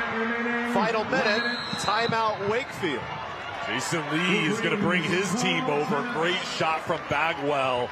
A couple substitutions coming in for the Wolverines, but how quick it can change when you knock down a three-pointer. Great job, Briggs driving in. The defense collapses. Bagwell was ready for it. Drains it. And then lead the great defense here. Over on this side, Hamilton with Ahmed. It's a friendly fire, but Ahmed will take it. I mean, back-to-back plays where the Wolverines come out of the timeout and they execute on offense and defense. And for Jason Lee and this Wakefield Wolverines team, you see the fans standing up here for the final minute. You don't have to shoot a 3. You can still shoot a 2, but I'll tell you what, the way you've been driving in, you drive and kick. Your three-point shooters should have an opportunity with the defense collapsing, trying to stop ball. So if it's there, go ahead, shoot the 3. But if not, you can shoot the 2 here. Still plenty of time. Wakefield's made 4 threes today. That sparked the comeback here in the fourth. And it's Wakefield basketball. The Wolverines have won 18 straight. Remember, this freshman class missed the playoffs. A second and a third round exit the last 2 years, and now a state title berth.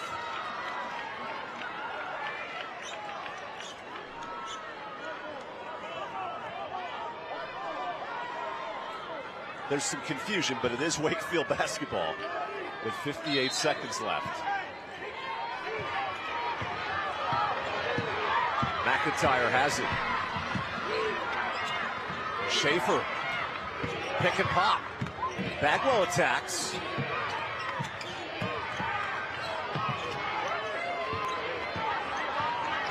Inside of 40 seconds. McIntyre kicks it. Bagwell 3. Tie game. Stepping up in the biggest moments. Bagwell back-to-back threes. 41 a pop and a timeout after the one-care NC triple. What a fourth quarter for Lila Bagwell. It's in pressure moments, wanting the big shot, creating opportunities off the dribble, getting the ball back to Bagwell, and you can see the momentum shift, how quick it can happen. And Briggs, excellent work driving in. Bagwell ready to shoot that one. That got it within 3. Then this one, defender right in her face, it doesn't matter. 63 this year for Lila Bagwell, none bigger than back-to-back. Pressure moments. The game's not over yet. 19.6 left, maybe in overtime, and possession by possession. You have to stay focused. You have to win that possession. This is what you practice all season long for. And both of these teams, they've blown out so many opponents because they've been so dominant. And they knew today would be a test. It's all about, especially late here, staying composed and making good decisions. Jason Lee and his team has the momentum right now. They do not have the ball, and Lake Norman is in the bonus, so you do not want to foul in this situation if you're the Wolverines. Play good, clean defense. If I'm Lake Norman, I am driving, attacking, trying to put pressure on the defense to either get to the line or get all the way to the hoop. But I'm going to try to use this time, shoot with about 3 or 4 seconds, or if you have a miss, you can get the offensive board. 6-point swing for Wakefield. Tie game here in the 4A title. Ryan the catch. The Navy commit with the basketball. Final 10 seconds. Menard gets in. Sirianni, no. Ryan pass. Menard gets the lead. Timeout.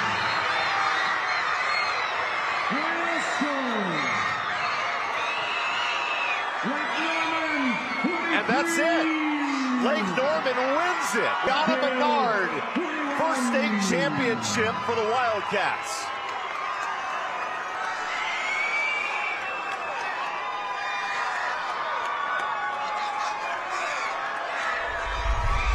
Well, it's just an amazing game. And here at the end, the West Shore home play of the game. What a pass from Sheehan to Menard. Excellent job. High post, and then Menard attacking. She's been a star here today, and they finish it off, Evan, as the time says 0. Menard makes that layup, and what a victory, the first state championship for this women's program at Lake Norman, and what a game for Jason Lee and his Wakefield team. You just feel for the Wolverines. They played so hard. What a job from Wakefield, and Lake Norman made the play here at the end to win it all. Time now for our Riddle and Riddle player of the game. And Alexis Sheehan with her sister, Samantha, getting the job done. Alexis was fantastic. 13 points, 3 big assists. And Lake Norman, who had given up 8 straight to tie it, Brianna Menard, the bench specialist, puts Lake Norman in front, and their first ever state title for the prideful Wildcats out of Mooresville. What an emotional moment, what a fun bucket. Wakefield gave their very best. And Wakefield had no timeouts left. That's the difference in this game. Despite the great effort, Bagwell and her teammates. You see Lila giving every bit of emotion.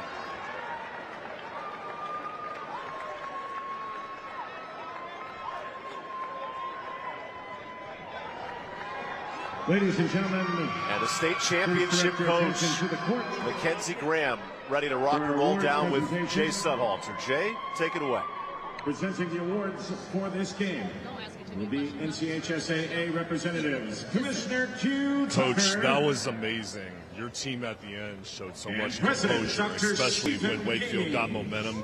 You guys found a way. We did find a way. That's what we worked on all year. We knew that they were going to make runs.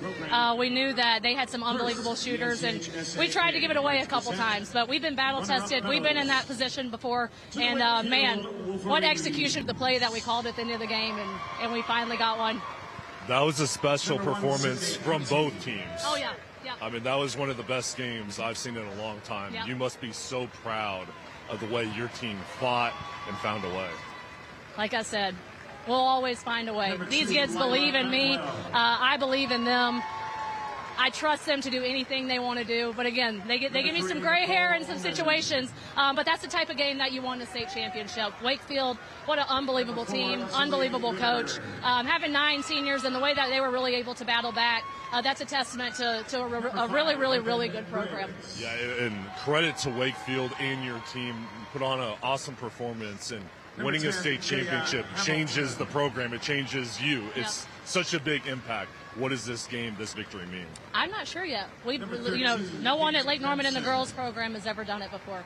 So I'm not really sure what it entails. I'm sure it's going to be not a whole lot of sleep, a lot of celebration, and something that, we've known that Lake Norman's been on the map for a little while as far as the program, but like you said, this just kind of escalates it up and makes it what I would say a powerhouse. Well, congratulations to your team and to Wakefield. That was awesome to watch, and you bring home your first state championship. Congratulations.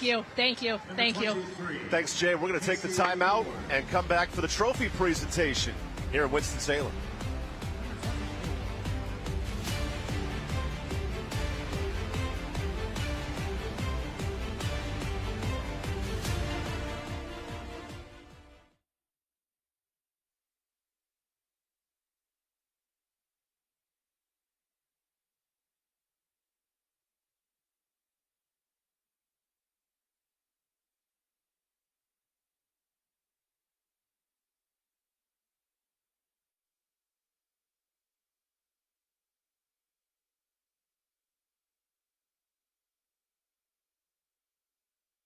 The broadcast stream of these championship games is brought to you by West Shore Home.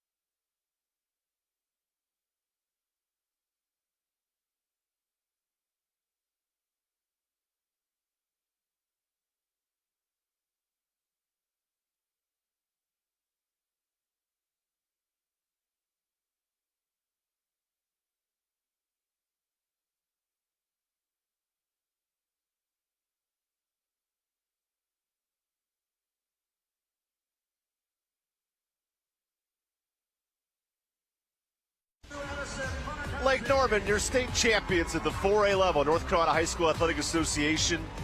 What a fantastic ball game. Game-winning bucket for Rihanna Menard in closing seconds. And this Lake Norman team ends their season winning 22 straight games. 22 in a row. They found a way. And what an impressive performance, Evan. This game going back and forth. Lake Norman is going to bring home the trophy, and just an awesome performance from their whole team. Fantastic effort. And here's the game winner herself, Rihanna Menard, who hits the game-winning bucket. How about our Oxnard and Permar final stats for this one? At Oxnard and Permar, we make wrongs right. A tight game in the fourth quarter, but down the stretch, Menard had 10, she had 13. It's just too much for Lake Norman late.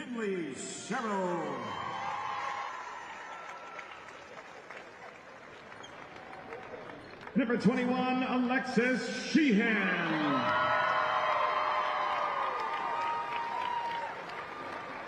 Number 22, Samantha Sheehan.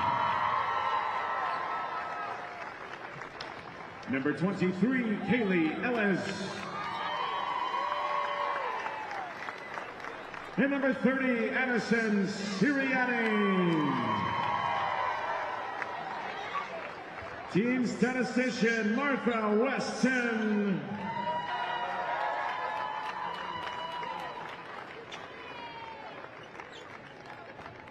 Assistant coaches, Mark McCollum.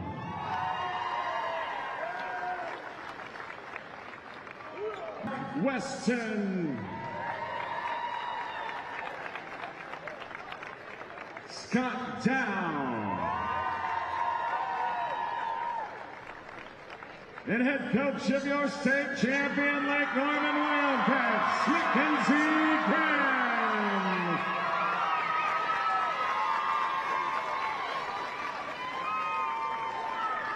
Team captains from Lake Norman, at this time, please come forward and join Coach Graham and get that state champion trophy.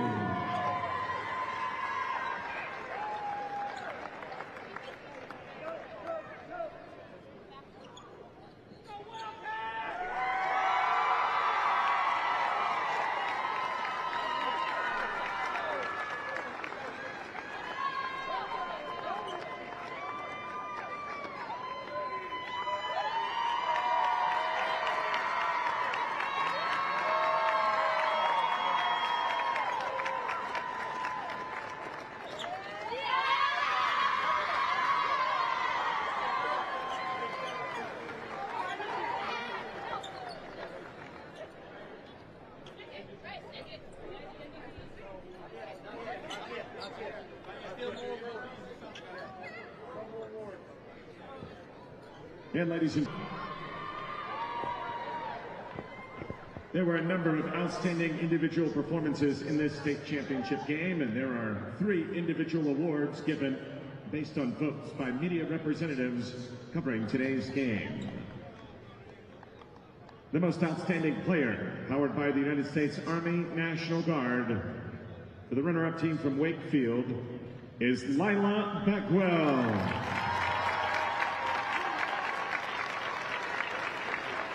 Lila, presenting your award is Army National Guard Representative Sergeant First Class Busharati.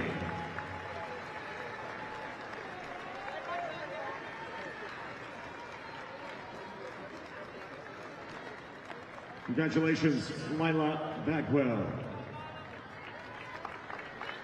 And the most outstanding player, powered by the United States Army National Guard for Lake Norman High School, is Alexis Sheehan.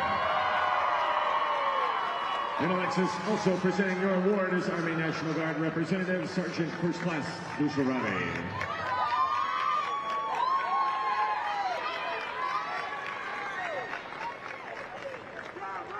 Congratulations, Alexis. And fans, one player has been selected as the KYAL Most Valuable Player in memory of legendary and former NC State head basketball coach KYAL, who was a pioneer in women's athletics here in North Carolina. And the game MVP is from the Lake Norman Wildcats. It's Rihanna Menard with the game winner. Congratulations, Rihanna, the KYAL MVP. In this women's championship game, Rihanna Menard and the Lake Norman Wildcats. Congratulations. What a special moment for the junior who came off the bench and hits the game winner for Lake Norman. First state title in program history. And there's the celebratory sticker. You know, March is fun when you can dive into trophy presentations. Now we can talk about the Oxnard Permar final stats for this one. Literally identical, comes down to a late bucket for the Lake Norman. It was close all the way through, and those stats almost look identical. Just an unbelievable game and finish, Evan, and so proud of both teams. And Wakefield, they'll be back, and Lake Norman are champions 2025. Congratulations. For the final time tonight, our experts heating and cooling points in the paint. Dead even in a game that came down to the final seconds. What a win for Lake Norman. They're your state championships. I want to take a moment to thank all of our sponsors who made this game possible. Riddle & Riddle Injury Lawyers, Talk It Out NC, Tatum & Atkinson, South College, Caring Hands Home Health, Air Experts, One Care NC, West Shore Home, Original Grills, Oxnard Permar Law, and Ingalls Markets. All those sponsors make these state championships fantastic. Coming up, the 4A men's title game. That'll come up in just about 30 minutes. Thanks for joining us here in Winston-Salem.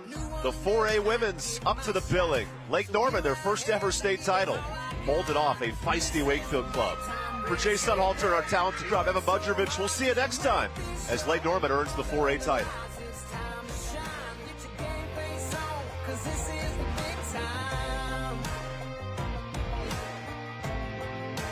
This is the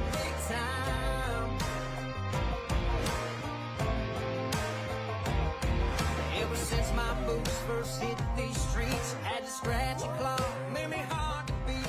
They were real early mornings and late nights. Had to put in the time just to get it right. Now it's time to make my stand. Gonna show the whole world just who I am.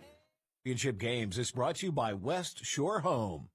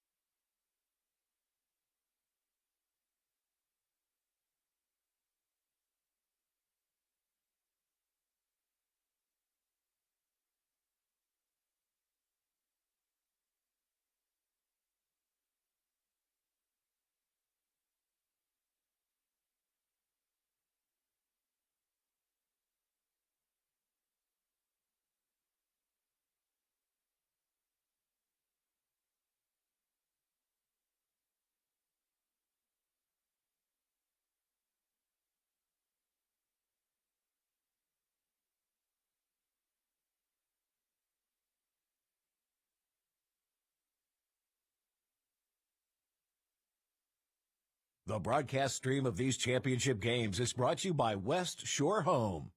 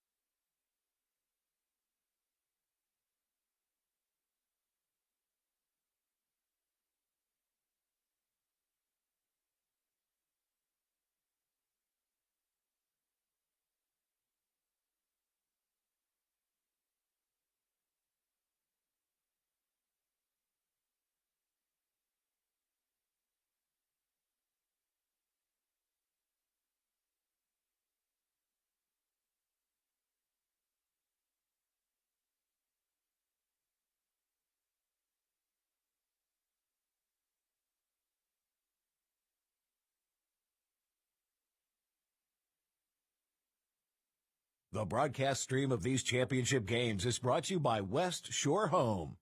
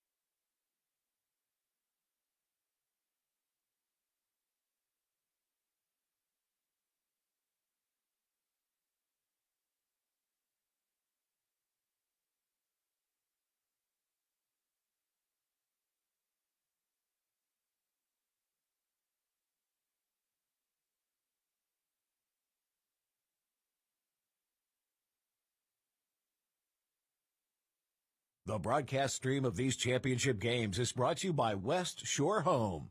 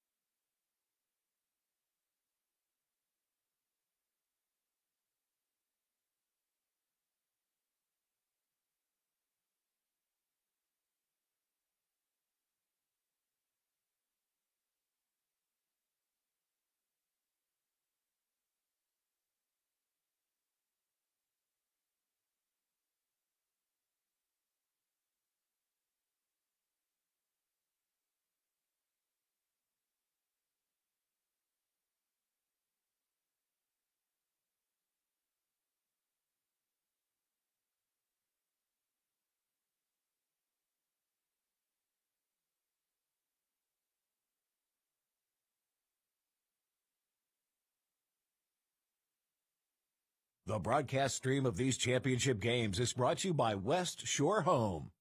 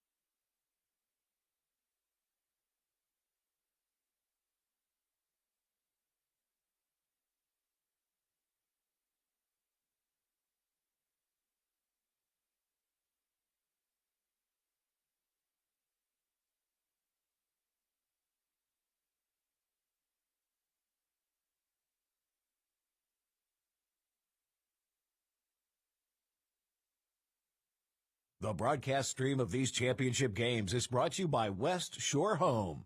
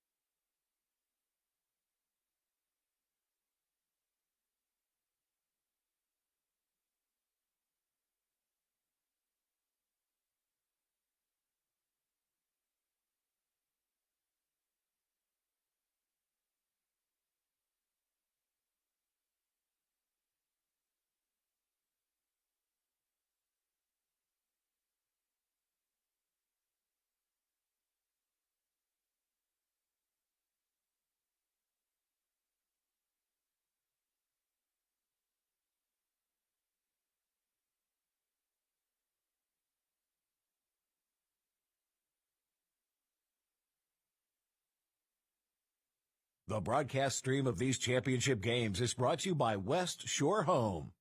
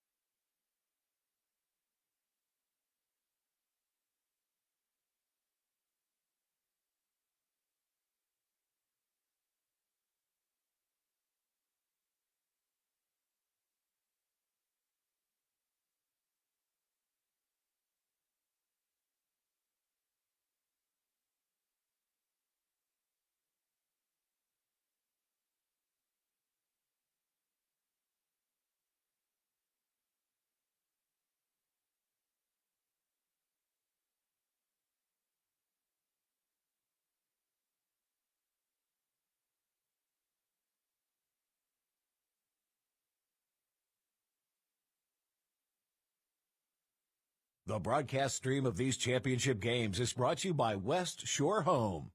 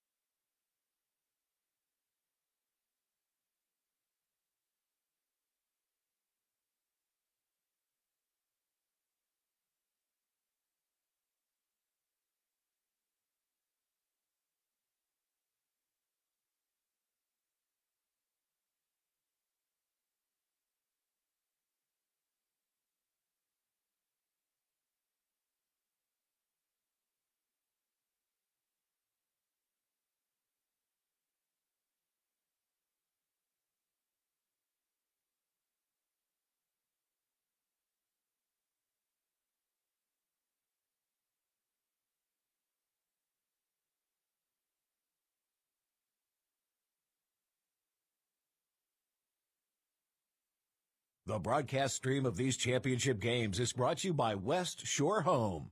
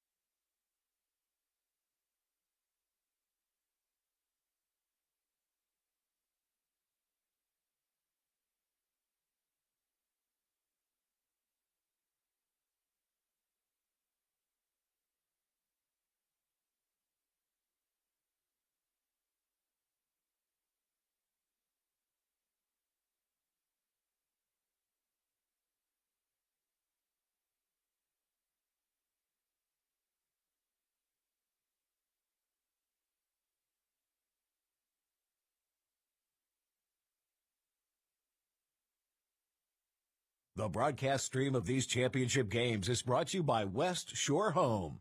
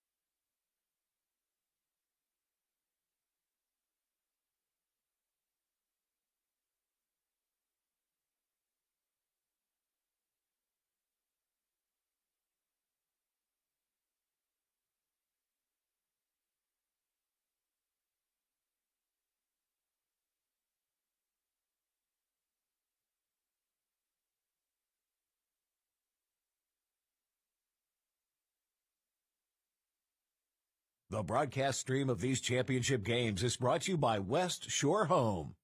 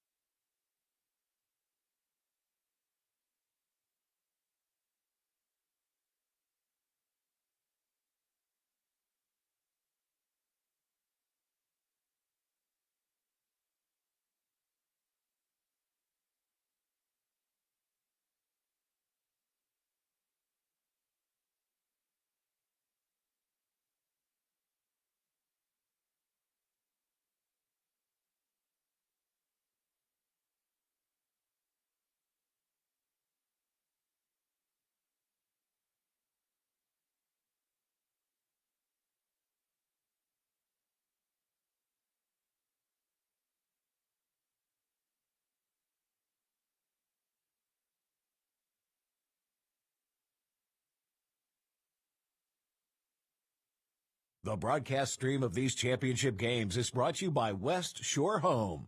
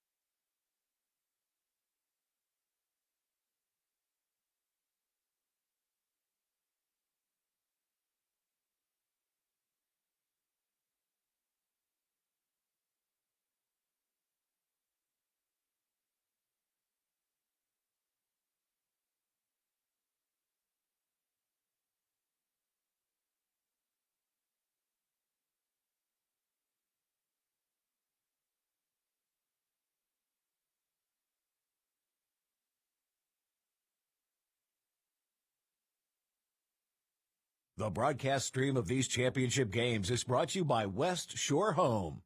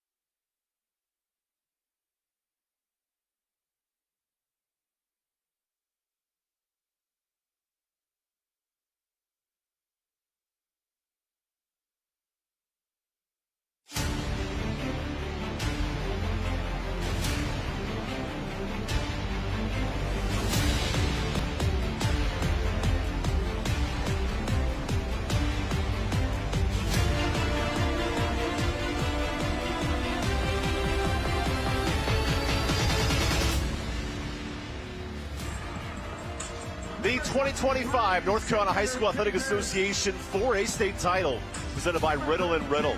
It's a rematch of last year's championship. North Mecklenburg, reigning state champs, take on New Hanover, the winningest state program here in North Carolina. Welcome into Joel Coliseum with Jay Sunhalter. I'm Evan Budrovich. You thought last year's game was interesting. How about a rematch of North Meck and New Hanover? Jay, what's the biggest difference in this year's game? Well, there's a couple different players in this year's ball game, but boy, do things seem to be the same. Both teams outstanding years, Evan. They wanted to get to this point. North Meck wants to repeat, and New Hanover wanted one more opportunity to get back to this stage and finish it off. Let's dive into our Riddle and Riddle players to count on. And we'll start with Chadlin Traylor, a standout for North Meck. He's a leader for the Vikings and does it all on the defensive end. He's excellent, locking down the opponent in front of him, creating steals, and doing a good job just making it difficult. On offense, he can get to the hoop anytime he wants with quickness and power. They really look for him to be the catalyst on this offense. And for New Hanover, Ramik Allen is one of the most explosive players you'll watch. He's a point guard. He can get his shot at any point. He creates for his teammates. He averages almost 6 assists per game. He's a foundational piece for this program. And on the defensive end, you've got to watch for him coming on double teams, getting those loose balls. He's got a bright future at the college level, Evan. New Hanover, 14 state titles. That's more than the state. And how about our Ingles food for thought? We'll start with North Meck. Well, North Meck plays at their best when they're going towards the hoop, being the aggressor, and then they've got to box out and win on the glass. That's their focus for this ball game. And for New Hanover, on defense, playing as one, all 5 guys playing together and communicating will be important today, and then limiting the paint touches. They want to clog things up down low and force the Vikings to shoot from the outside. When we come back, we'll get tip-off here in the 4A state title, highest level of North Carolina, and 2 of the best in the state, North Mecklenburg, New Hanover. We're minutes from opening tip. Stick around for this 4A showdown here at Joel Coliseum.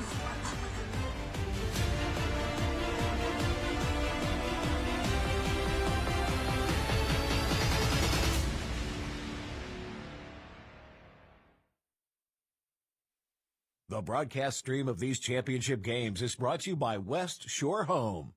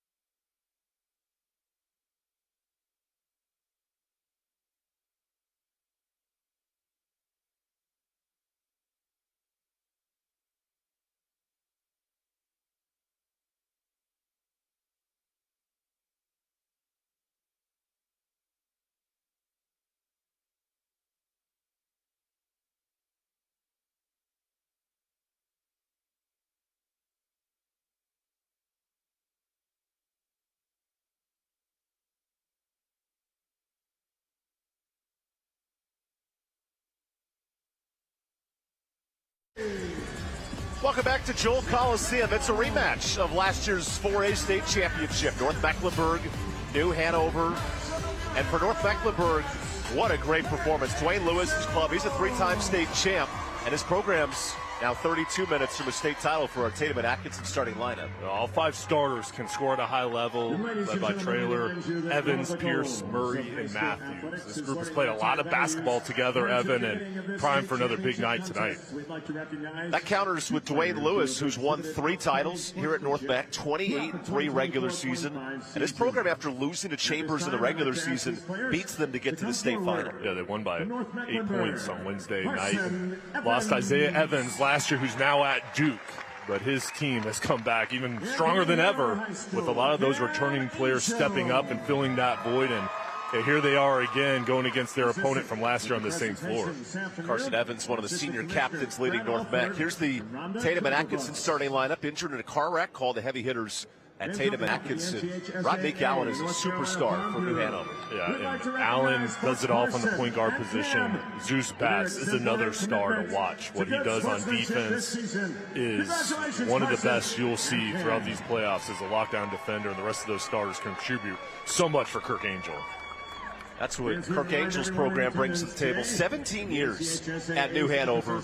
And he said, hey, we have to stop the guard play today. North Meck can be electric at the guard position. Stopping that dribble penetration will be so important, forcing the kick-outs and then close out strong on that outside shooting. Not every day you see a rematch of last year's thrilling title. New Hanover with the 14 state championships, but they haven't won since 2012. And here's North Meck looking to go back-to-back. Something you have to go over a decade. The last time it's been done on the men's side, R.J. Reynolds in 2000-2001. Time that happened. Look at the folks from Wilmington, the student section ready to rock and roll. Taking on the 100, emphatic North Mech. Out of the 4A. And we're ready to get this fun matchup rolling here, Jay. Well, the atmosphere is what you would expect. Both fan bases traveling here to Winston-Salem, and for these players, what an opportunity to feel this support and have this moment with a team that you've done you've played so well throughout this year, had so many big moments, but this is the biggest of them all. If you want stars, we have it. Chadlin Traylor, one of the best assisters and defenders in the state. And for New Hanover, Ramik Allen. He'll play Division II basketball next year. He's a fantastic three-point shooter. A lot of players on this court will be playing the next level. They're coming up.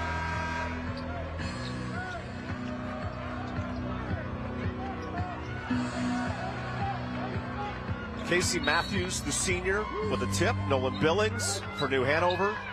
And our lead official, Michael Brown, gets his set to go. The Joel is popping here for the 4A men's title. And it starts with New Hanover, who lost last year's title game by 10 against North Mech. Operates through Kellen Brown, the point guard. This offense will score 77 a night. Billings kicks it out. Here's Zeus Batts, and a nice start for three. And Kurt Angel talked with us about Batts' ability to shoot the three-point ball and defend, and that's a good job with their ball movement on the first possession. An early turnover for North Mech. Beckett Kuhn of Fuquay Arena led the state with 81 threes, but New Hanover has 3 players in the top 10 in the state and made 3-pointers. They're very balanced shooting the ball from the outside. It makes it so difficult on their opponents to really lock down on one guy, because so many guys can hurt you in this offense. The balance of New Hanover is what makes them dangerous. An impressive win beating Sanderson by 28 in the region final. From a Raleigh foe to now out of Huntersville, North Carolina, North Mech. A deep three for Wright McGee, and 2 of 2. That's how you want to start off the ball game, being aggressive and connected on offense. That's a one-care NC three-point shot, assisting clients' health requirements and treatments. A quick drive for Chadlin Traylor. Tough catch and a steal. Active hands for Ramik Allen. What a start for New Hanover. Allen is lightning quick. For New Hanover, their defense leading the offense. What anticipation from Allen getting the steal. This defense active on this end. Bucket missed. Rebound, Kellen Brown, the team captain, who's fouled. And the reach in by Kais Matthews. New Hanover is coming out aggressive on the defensive end, applying a lot of pressure. Double teams coming over, and when the ball is, you gotta watch out for Allen. He'll make you pay. What's been the difference in this start for New Hanover versus last year, where they trailed by double figures? Isaiah Evans got off to a good start last year for North Mech, and he's not here. Now this team, very talented, but it's just been the defense for New Hanover coming out strong. Good ball to Billings underneath. The senior spins and misses the layup. Billings on the glass is fouled. What a start for New Hanover. Nolan Billings has an advantage on the glass. 6'5", very long, inactive. This ball is shot. Goes up. Defenders all in his face. Initial miss, but does not give up and finds a way to finish for the end one. Billings is an offensive rebounding machine. There's a bunch of D3, D2 offers, but 7 0 boards in the region final.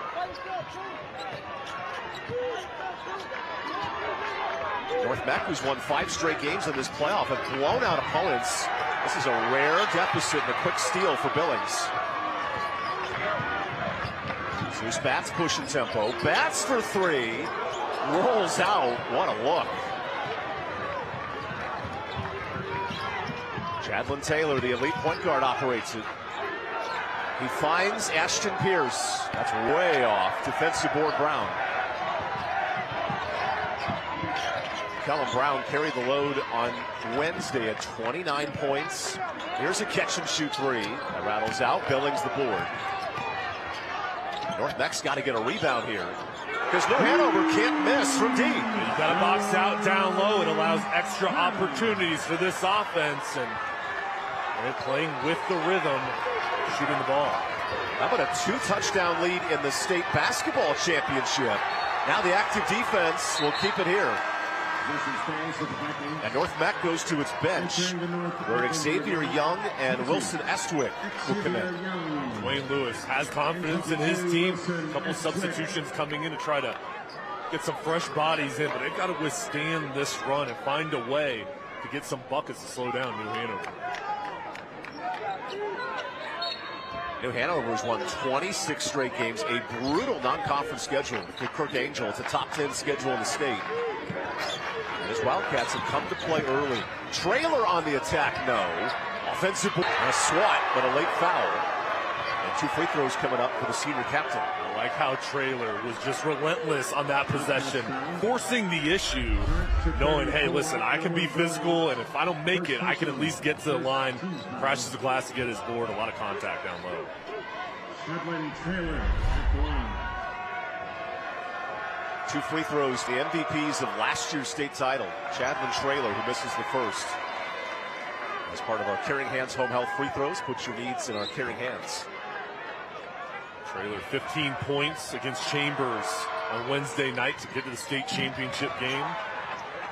And it takes 3 minutes for the first points tonight for North Mecklenburg. A program that's top 10 in the state. They score 80 points a night. Here's Ramik Allen. He is electric with the ball in his hands. Allen fades. That's way short. Good board for Ashton Pierce. Now Carson Evans pushing tempo. Trailer 3. College range and then some. They can strike quickly. Good job pushing the pace. Forcing the double team until wide open. Just down the street from where Steph Curry made a living at Davidson here in Winston-Salem. Great offensive board Billings. Another loose ball. Good fight on the glass for Zaire Wright McGee. The offensive glass has been a factor in favor for New Hanover. Dwayne Lewis is going to call a timeout to bring his team over to the sideline and regroup. We'll take the media timeout. 12-point lead for New Hanover. North Mecklenburg looks to respond when we come back to Winston-Salem.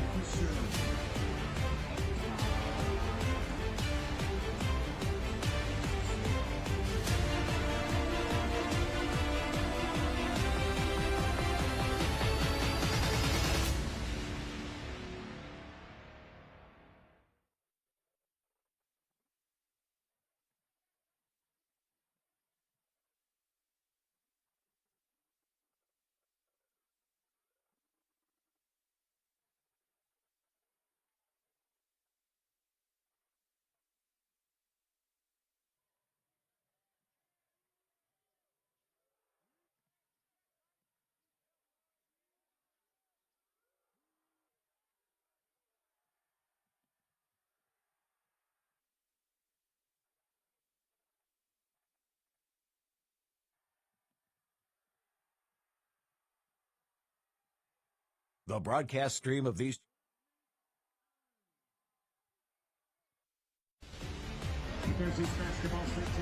Here's Kirk Angel, the 17th year head coach. His New Hanover program up 12 midway through this first quarter. And you look at these programs, North Mac and New Hanover, over the last 5 years, Jay, just 24 combined losses. These programs are elite. Well, and both coaches are so proud of their team and those veterans, everybody that's been a part of those big win streaks, because they've had unselfish players that they've really developed at the highest level and close teams that have brought so much success to each fan base. To your point, North Mac led by the Duke signee of a year ago, Isaiah Evans. And here's an and one. Nice response by the next generation. That's Ashton Pierce. Well, when one team goes on a run, you figure the opponent will have a response. Dwayne Lewis calls the timeout. His team comes out. First play on offense, attacks the hoop. That's where they're at their best when they're going downhill. Pierce was huge in the fourth quarter. He had double figures in the win over Sanderson at the Caring Hands free throw line.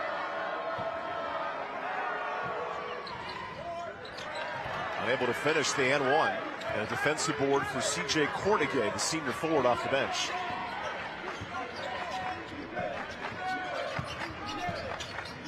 New Hanover circled this game from the start of the week. They wanted a rematch and some revenge after trailing early to North Mac and dropping that title game last year. 1v1. Cornegay down low, lost it. Good backside defense from Ashton Pierce on the baseline. Trailer so electric, and he draws a reach in. That's on Ramik Allen. It's going to be a tough matchup tonight. Two of the best, Trailer and Allen, going one-on-one. There they are battling as Trailer just forces his way through to get the foul call. Chadlin Trailer, who plays for Steph Curry's AAU team, he is electric on the floor.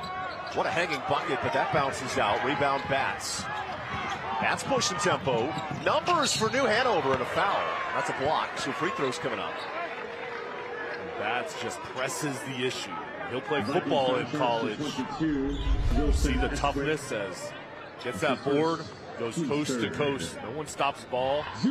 Just fights his way through. Coach Angel calls him an ambassador on campus.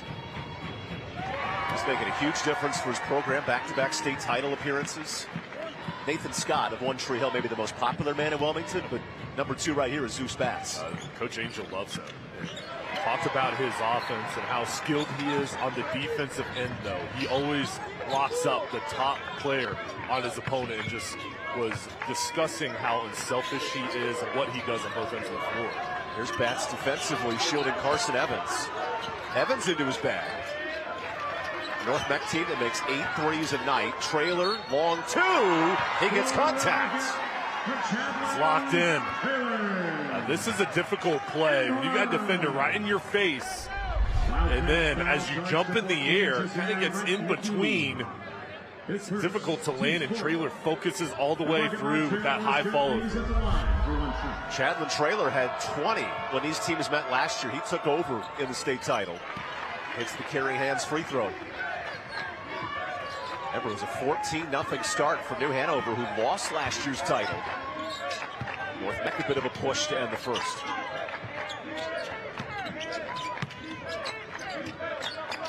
The 2 winningest 4A programs in the state the last 5 years. Aggressive drive.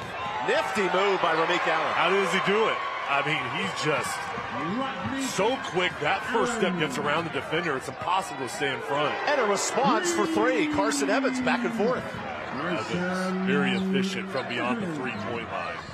That's a One-Care NC 3-pointer assisting client health requirements and treatments. Evans had 18 points as we get a steal at North Meck on the run. Estwick tripled. Estwick creates putback.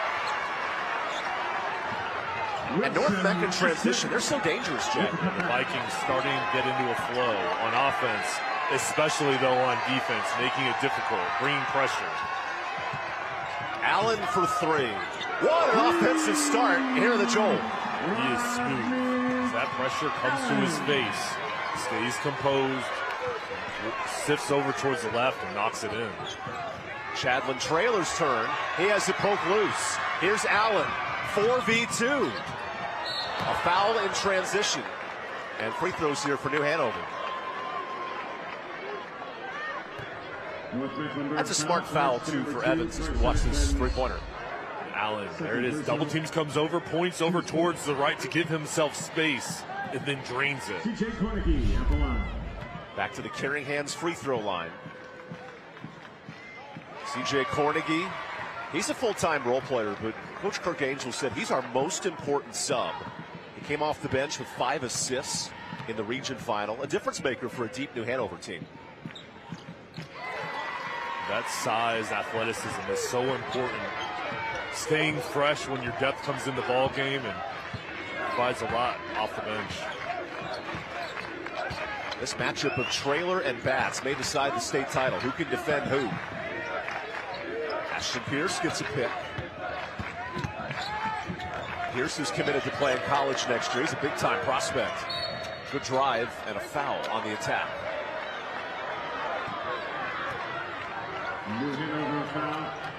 North Meck staying patient, moving the ball on the perimeter and picking their spots when they drive.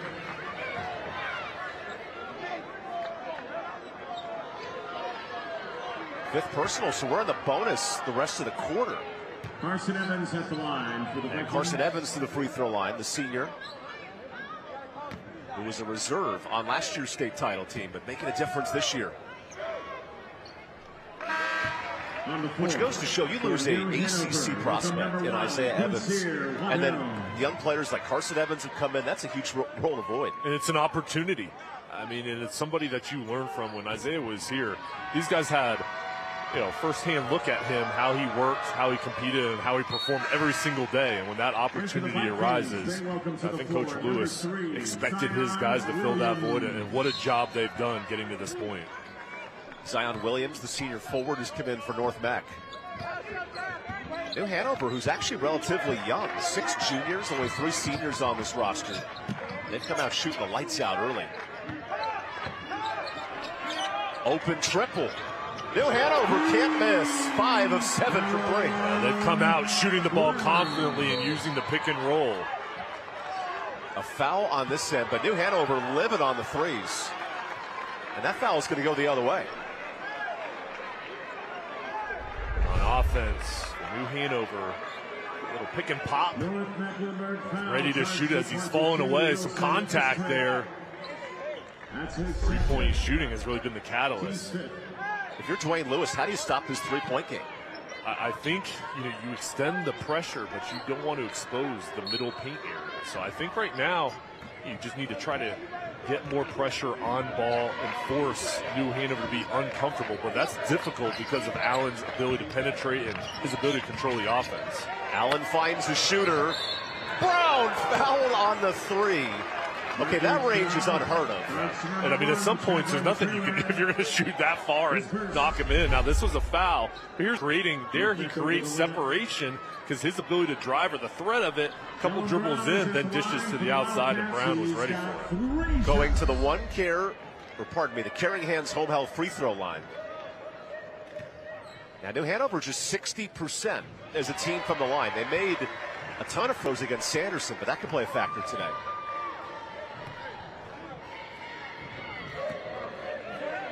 This is the second of 3 free throws. Put your needs in our Caring Hands. And like we saw last night in the Carolina-Duke game, got to be careful when you enter the free throw line.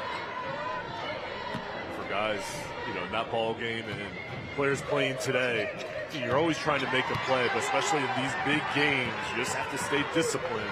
Been impressed today, coming out competing hard and playing at the highest level.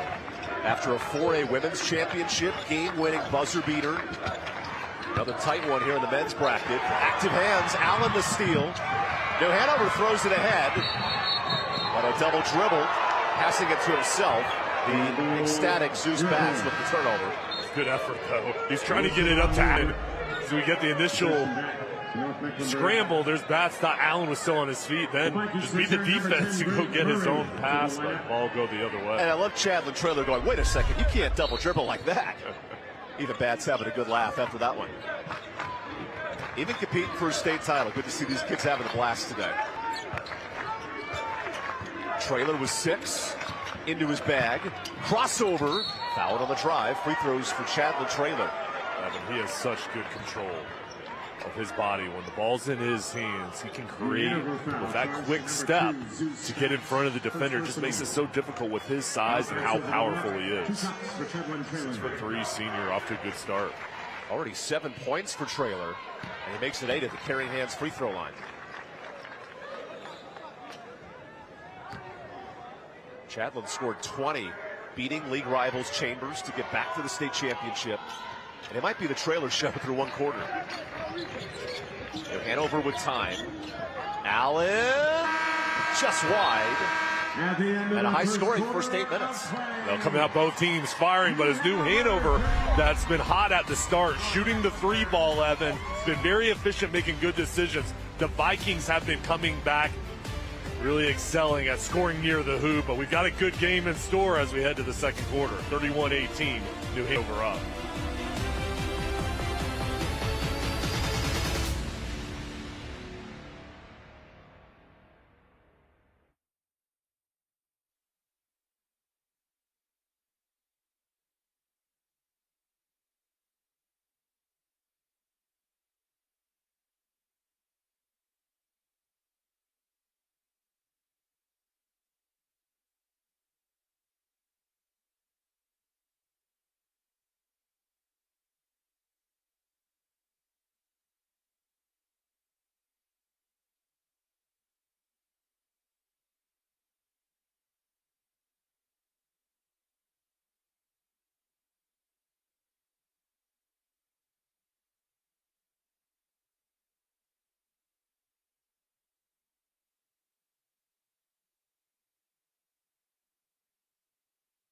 The broadcast stream of these championship games is brought to you by West Shore Home.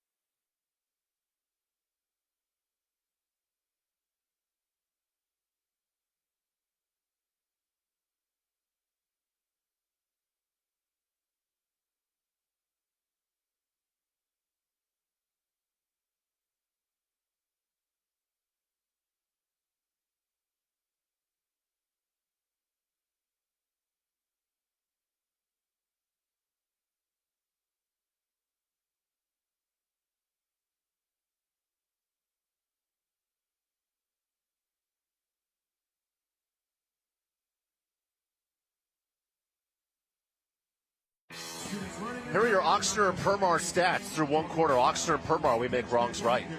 5 for 7 from beyond the three-point line. 8 for 8 free throws, 7 boards. New Hanover's come out shooting the ball very strong. North Mech has come on, though, the latter part of that first quarter, Evan. And then our air experts heating and cooling points in the paint. Not many for either team, but the three-point ball playing a factor. That's been it in the first quarter. And New Hanover, though, those 8 points, those have been off the offensive glass. 9 points from Kellen Brown early. Traylor's got double figures to counter for North Mech. And here's Traylor with a turnover. We've noted the New Hanover shooting, but this level of defensive intensity, how's that helped them so far? Well, it's everything. In order to win this game, of course, you got to play well on offense. But the team that wins is going to be the team that plays the best on the defensive side. And they have followed with double teams. They play good man-to-man defense, just changing up their looks, making it difficult. Billings inside. Great spin move, and he earns a foul. No answer early for Nolan Billings. He's the post presence for his team. And out on the perimeter, he can step out and shoot it. And that's where the threat is as he dribbles it. He can either step back or he can go towards the hoop. Foul on Kais Matthews with the South College free throw line. South College, where dreams find direction. Billings, who had double figures in last year's state game. But New Hanover comes up just short. He goes 1 of 2 this time.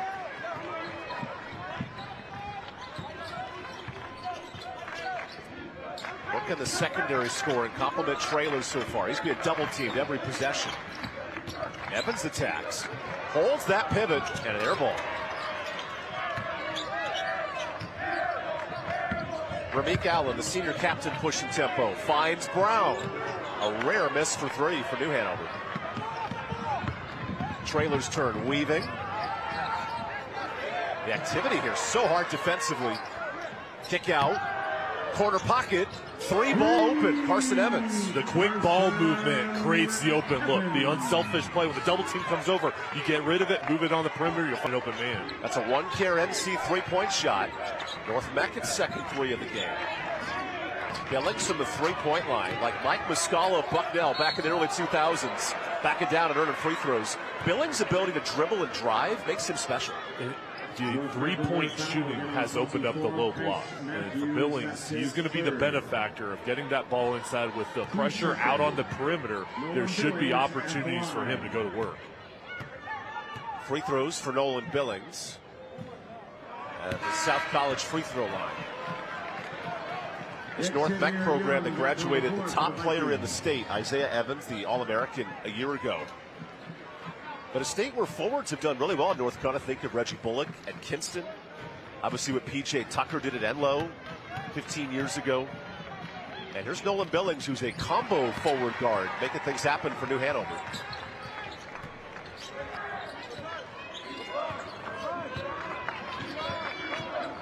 Outside of Traylor, where's the offense come from here for North Mech? Traylor says, I got it. There's 2 more. Another points now for Traylor. And he's doing it all, creating for himself. He's fighting through double teams as well. When defenders come over, he's having to redirect. The ball movement excellent for New Hanover. Ramik Allen keeps it. Hangs. That's short. Tip drill. And an early game on the offensive glass for the Wildcats. Allen kicks it. Billings. Banging bodies. Remember, no shot clock in North Carolina High School, so they can reset. Allen's turn. All the pressure in the world. Good pass and a steal. Ashton Pierce ahead. Trailer kicks it. Evans. Bang! Corner three. Excellent defense from the Vikings. The effort on that end of the floor creates the turnover, and then they are just perfect on their fast break opportunities. That's a one-care NC3 started by great defense. Another three. That one rattles out. Rebound to Xavier Young. Trailer pushing tempo. Calls his own number and a block for Billings. Zeus Bats, the senior captain. Spin move. Bats step back. Great look. What a fight for the boards, and Young comes out with it. Contact down low. Very physical. Good ball, Trailer. Here's Murray. Has it tipped. Good recovery late from Wright McGee on the block. Wright McGee hustling over and then jumping not into the body of the shooter but towards the side to make sure there wasn't a foul call. A New Hanover program that hasn't lost since December 14th. Untouchable in 2025. Thanks to Allen in attack mode. What a dish. Here's the three. Wright McGee, no. Billings, the board. He's a monster downstairs.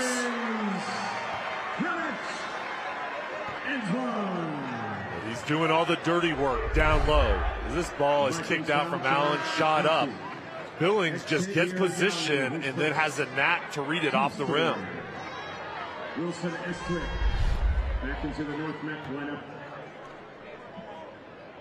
Heading to the South College free throw line. South College, where dreams find direction. Billings can't complete the three-point play. And now North Meck searching for an answer. Trailer attacks. Count that! An and one for Chadlin Trailer. We'll take the timeout. What an offensive show. 11 and counting for Trailer. He's North Meck like a one-man wrecking crew here at Winston-Salem.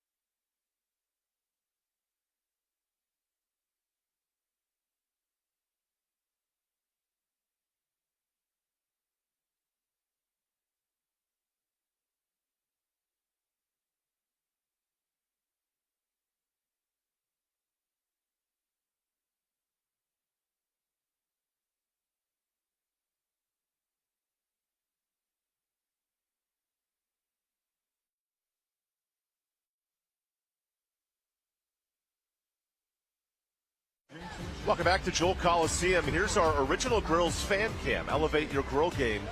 Not as many smiles from North Meck early. Down 5, but the New Hanover cheerleader kids are having a blast. They're happy. Oh, wait, I found myself on the video board. Okay, there's the bike that I need. How do you get one of those things? Great. Oh, to be 16 again with your friends in the student section. Best. With Chase Unhalter, who's 16 at heart, I'm Evan Budrovich. 7-point game here late in the second.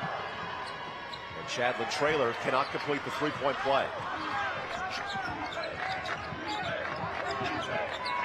It's been the Ramik Allen show. He had 7 assists in the region final. Today he's been offensive-minded. Already with 7 points. And Trailer and Evans have 24 of the 28 points for North Meck.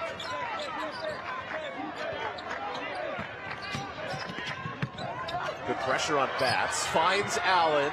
Beautiful ball movement. How about the passing here of New Hanover? Yeah, it's so unselfish. These guys have played so much ball together, and it's evident when you watch them out on the floor, the chemistry they play with.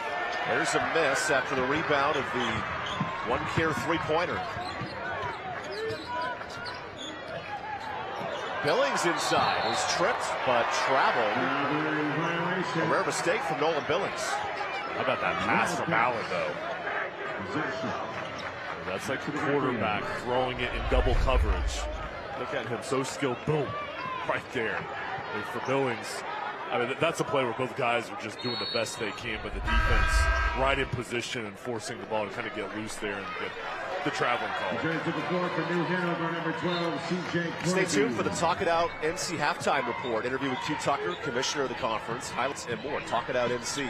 Start the conversation. 10-point game, largest lead for New Hanover. A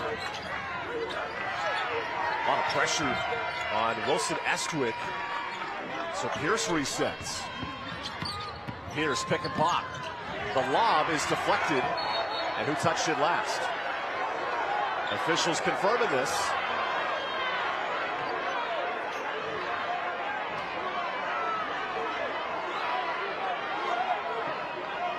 New Hanover say, hey, look at the video board for the replay. And they'll stay here.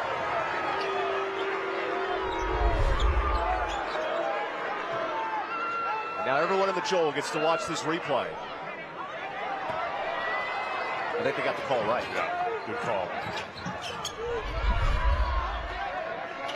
Trailer, who's sitting on 13, runs this offense.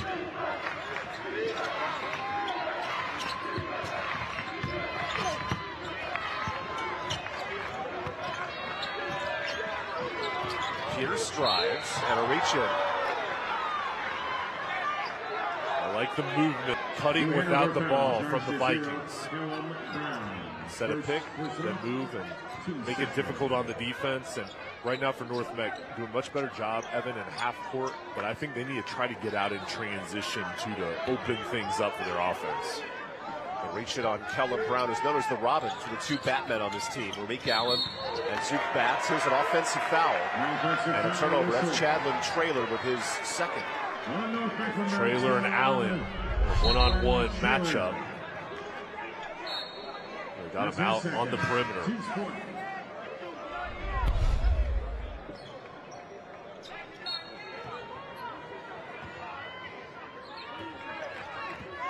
That's the question for Dwayne Lewis. How do you play without your best player in foul trouble now?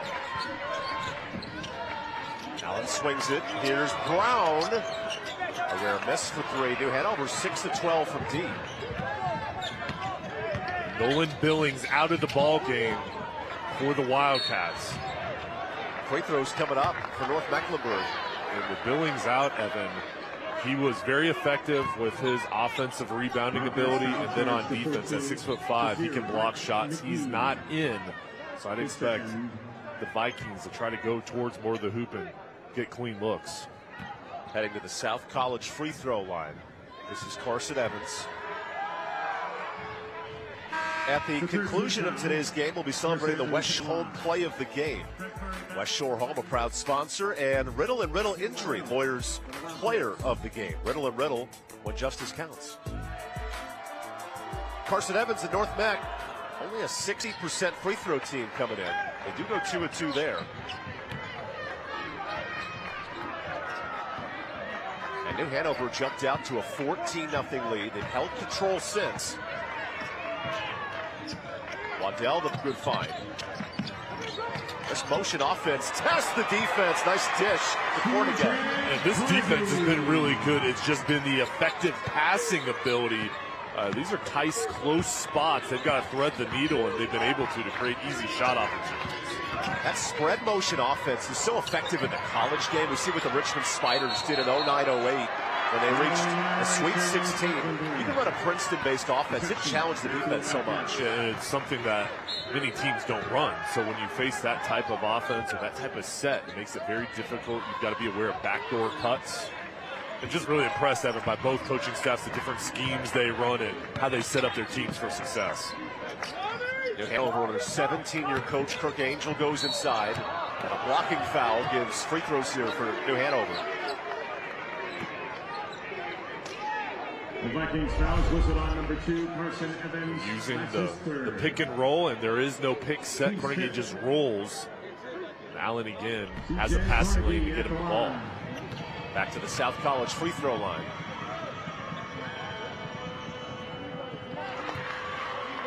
That's been an area of emphasis in this game. Both teams at 75% from the free throw line. Think of the margins in this state title. 10-point game last year. Now in the rematch, it's New Hanover flipping the script, up 10.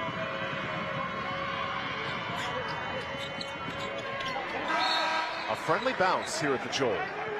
Wilson Estwick back on the floor for North Mecklenburg. Wilson Estwick, the junior point guard, re-enters for North Mac. A program that went 30-3 last year, graduated McDonald's All-American Isaiah Evans, and others have filled that void. As there's a reach-in foul on Cornegay, one away from the bonus. Wildcats foul charge to number 12, CJ Cornegay. His first, team's fourth. For North Mech, down 11. Evan, this is a big moment, though, to try to gain some momentum, cut into this lead as you get close to the halftime break.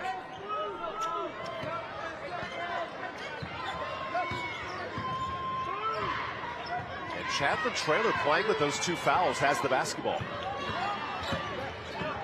Traylor, good dish. Here's a 3. Nice look. Rebound, Allen. Numbers. Allen! Who needs numbers when he goes for the 3? Offensive board. Got to be a box out down low for the Vikings, not putting a body on New Hanover. Allen attacks. Nifty move. Tip drill, no. Cornegay loose. Rebound, Allen. Another board. Fader. Way off. Traylor's got it. He's fouled. So now it's free throws the rest of the quarter for North Mac. Wildcats foul. Whistled on number 12, CJ Cornegay. Second Good personal, hustle team's fifth. from Traylor. Couple offensive boards were given up.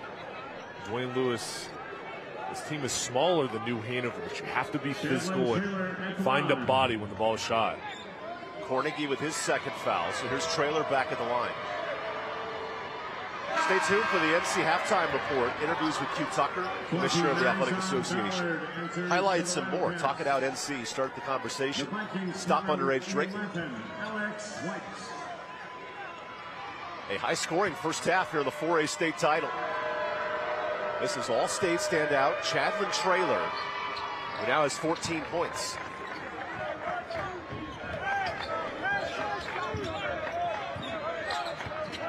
Ramik Allen and New Hanover's countered. He's got 10, but the balance of the Wildcats, the difference early. That's 1v1. Allen with 3 seconds to end the half. Air ball. And that wraps up a high-scoring first 16 minutes. The New Hanover Wildcats. The first half goes in favor of New Hanover. I expect a response from North Mech, defending state in the second half. But Evan, this was highly competitive, and the shooting ability was on display for the Wildcats. 10-point game at the break. Our 4A state championship returns after this.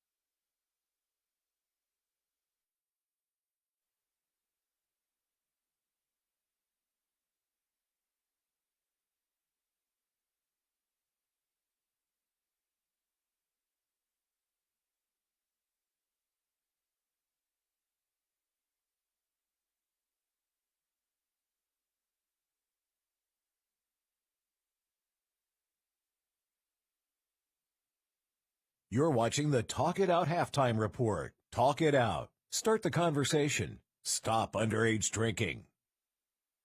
Well, hey there, everybody. Thank y'all so much for tuning in to the state championship high school basketball games. Joining us is our longstanding partner all the way from Ingalls Markets, Miss Melissa Level. Melissa, are you loving these excellent basketball games? I love it. What a great season it's been, and the best of the best is right here now on television. Best of the best is right. Now, let's talk about that longstanding and robust partnership between Ingalls and high school championship athletics. What all does that entail? It's just absolutely wonderful to be able to connect with all the schools within our region. You know, we're in 6 states, and so we have Friday night lights with football, we do basketball, we have softball, even some Olympic style sports, and we go all the way up through college, and then there's some minor leagues. But we just love that high school spirit, the fun with that. A lot of those players work with us. A lot of their parents have a shop at our Ingalls, so it's kind of like a big family coming to watch all of them play, right? So we love that. We'll love it as well. Melissa, as always, thank you for taking the time to speak with us here today. Thank you. All righty. Let's get back to the game, folks.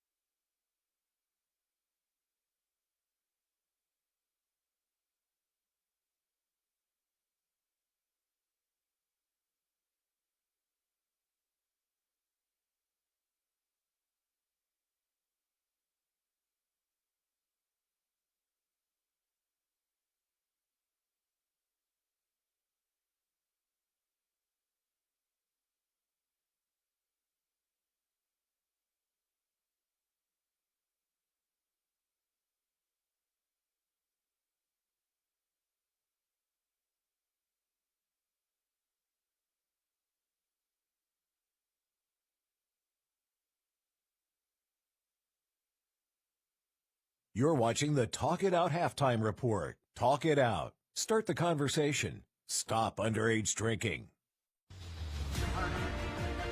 41-31 at the halftime break. New Hanover with the lead. And earlier this week, I had an opportunity to sit down with the North Carolina High School Athletic Association Commissioner Q Tucker for a conversation about sports and what's been going on this year with the association. Good to have you here, Commissioner Tucker, and thank you for your time. Thank you very much for the invitation, and it's great to be here with you. What are the biggest challenges facing high school sports today, and how is the NCHSAA addressing them? This is education-based athletics, and we're trying to teach civility. We're trying to teach respect for one another, and that comes with playing in our programs. And so that continues to be something we address by pointing out instances of ejections to our membership. We try to reward good behavior by giving ejection-free certificates each year for what they've done the previous year. We have our student athlete advisory council, which is made up of students representing each of our regions across the state. And what we try to do with those young people is put them in a position where they learn leadership skills, and then they can get in front of their peers. They can have be responsible for helping conduct conferences and summits with the idea that we're helping them understand you can be a good student, but you can also be a student athlete. And that's been working very, very well. It's not a new initiative, but I think what we've done is try to expand and grow the program. What makes the basketball championship such a special event for schools, students, and communities?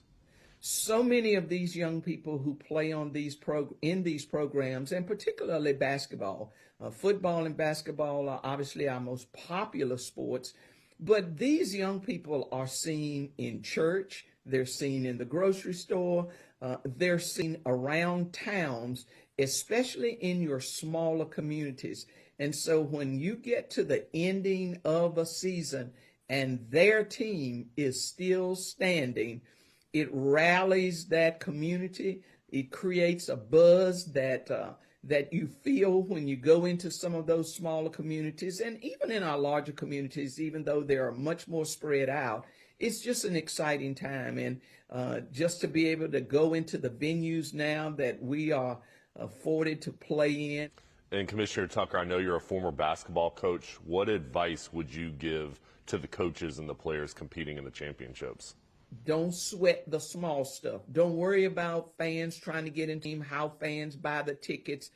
Coaches don't need to worry about that stuff. That's what their athletic director is for, principal. All of them will take care of that. And then the final advice that I would give them is savor the moment. We appreciate your time, Commissioner Tucker, and thank you for everything you do for high school athletics. Thank you very much, and I appreciate this opportunity to talk about high school athletics in North Carolina.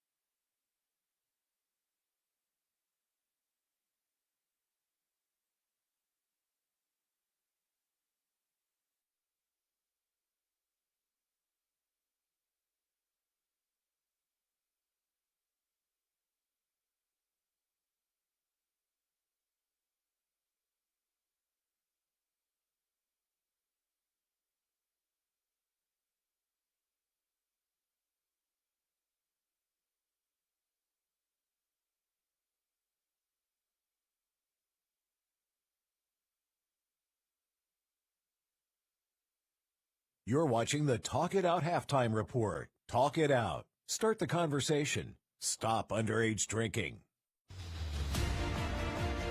Welcome back to the Joel Coliseum. You're watching the Talk It Out NC Halftime Report. Talk it out, start the conversation, stop underage drinking. Entertaining for 16 minutes. And let's roll into those highlights, Jay, because back and forth, North Met came out firing. Yeah, early on, there's Traylor shooting the ball from the outside.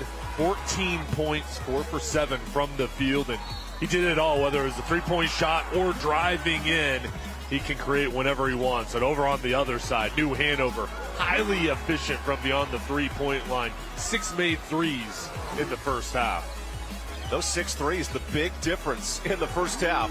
And how about 14 for Traylor for North Meck, and then the balance of scoring for New Hanover? Yeah, Allen had 10, Billings had 7, and Brown had 9. Those 3 have really done a good job shooting the ball. That's the Ochsner and Permar stats. Ochsner and Permar, we make wrongs right.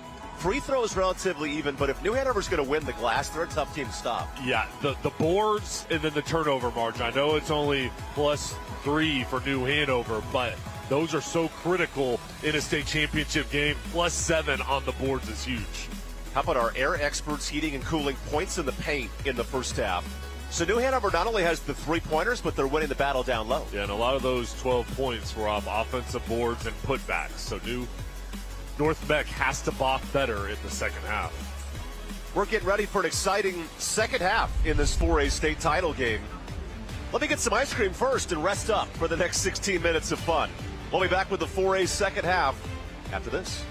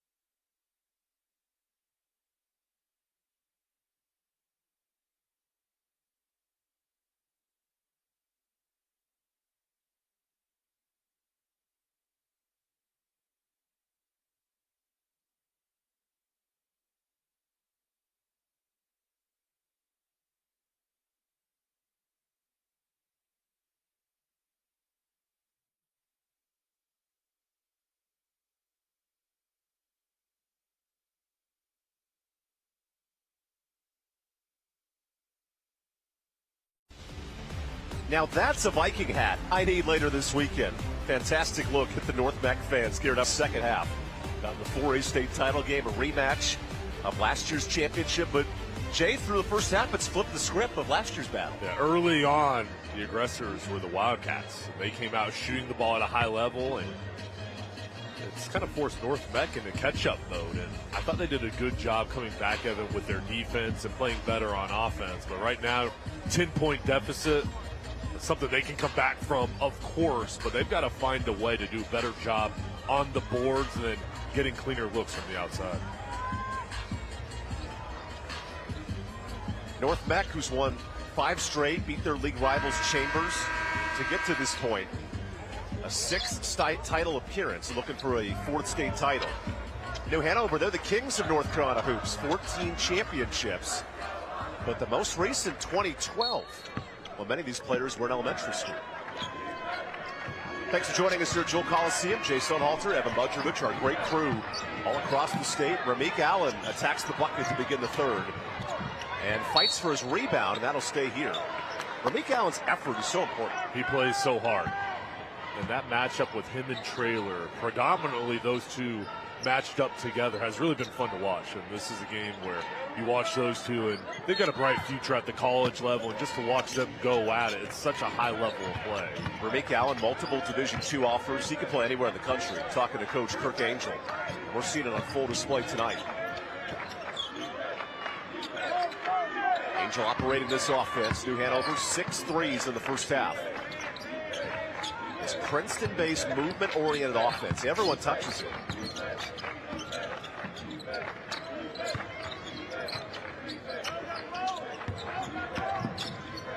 Billings shielded off. Good screen. No space for Wright and McGee. Never, no shot clock in high school athletics, so it can go as long or as short as you want. Billings looks to speed it up. Backs in. Billings in the 3, and free throws. It's a very patient possession for New Hanover. just trying to lull the defense to sleep. Billings, very impactful in the first half with 7 points. He was all over the glass.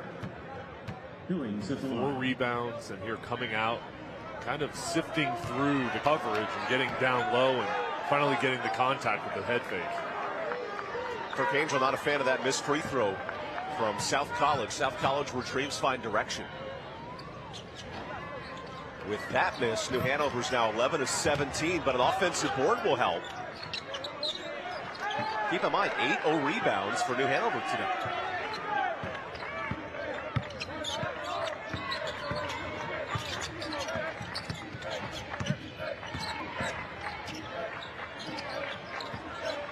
Allen gets space.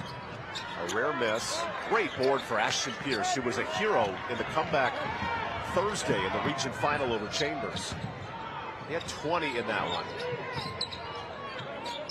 Right now, though, outside of trailer, it's been hard to find offense, and a push foul here on Allen. That's his second. New Hanover foul, charge number 5. New Hanover has forced the Vikings predominantly into their half-court offense. I think the 2 adjustments North Meck has to make is try to get out in transition more often, and then you got to do better on the boards. Those are the 2 focus areas coming out here in the third quarter. Evans swings it. Here's Young. It's a good look. Offensive board trailer. He's stripped. New Hanover defensively limiting good looks in the paint. Trailer. What a pass. Better look. Here's a 3 ball. Murray can't hit. Offensive board. Back in. How about the effort of Pierce? And now it's the Vikings getting the offensive glass, and it pays off. If you attack, stay with it, it results in a bucket. The number 1 seed in the state, Lake Norman, led the state and led the country in offensive rebounding. What North Meck's doing right now is flipping the script on New Hanover and attacking the glass. That's filled all the points in the second half for North Meck. Remember, number 1 seed, Lake Norman ineligible midway through the playoffs. And the underseeded North Meck taking advantage, winning a region final. There's a long 2, that's short. Nice rebound. Carson Evans pushing tempo, but 4 on 5. Evans doesn't need numbers, all gas. And that's where they play at their best. When they're out on the run, you just take it all the way to the hoop, and you look up, only a 6-point deficit. Carson Evans, he's the next generation with Isaiah now at Duke. He's pushing it here for North Meck. A 16-point game trimmed to 6 midway through the third.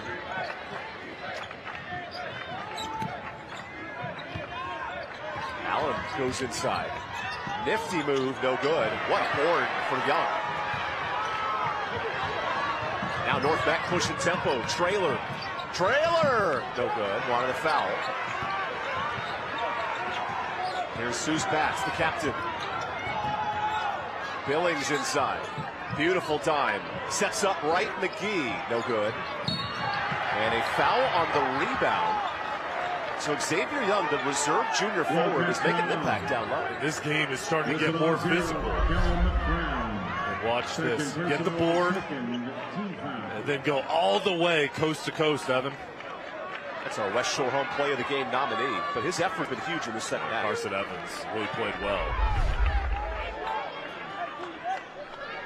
So physical, even the court has to get cleaned up between timeouts. Here at Joel Coliseum, home of Wake Forest basketball. A court where Tim Duncan, Chris Paul, Hunter Salas currently, so many greats have played. It's impressive. You look up in the rafters and the coaches, Skip Prosser, Dave Odom, Chris Paul. I mean, look at that. Some of the best players to ever play the game played here at Wake Forest. What a great hosting venue for this 4A state title. It's the highest level of North Carolina hoops in the state.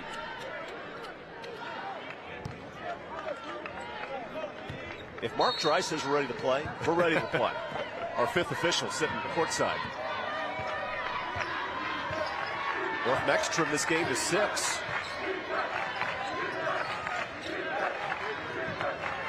Evans in attack mode. Banging bodies. Good bucket, Carson Evans. All right, the comeback is on. 4-point deficit. They're looking much more confident on offense shooting the ball.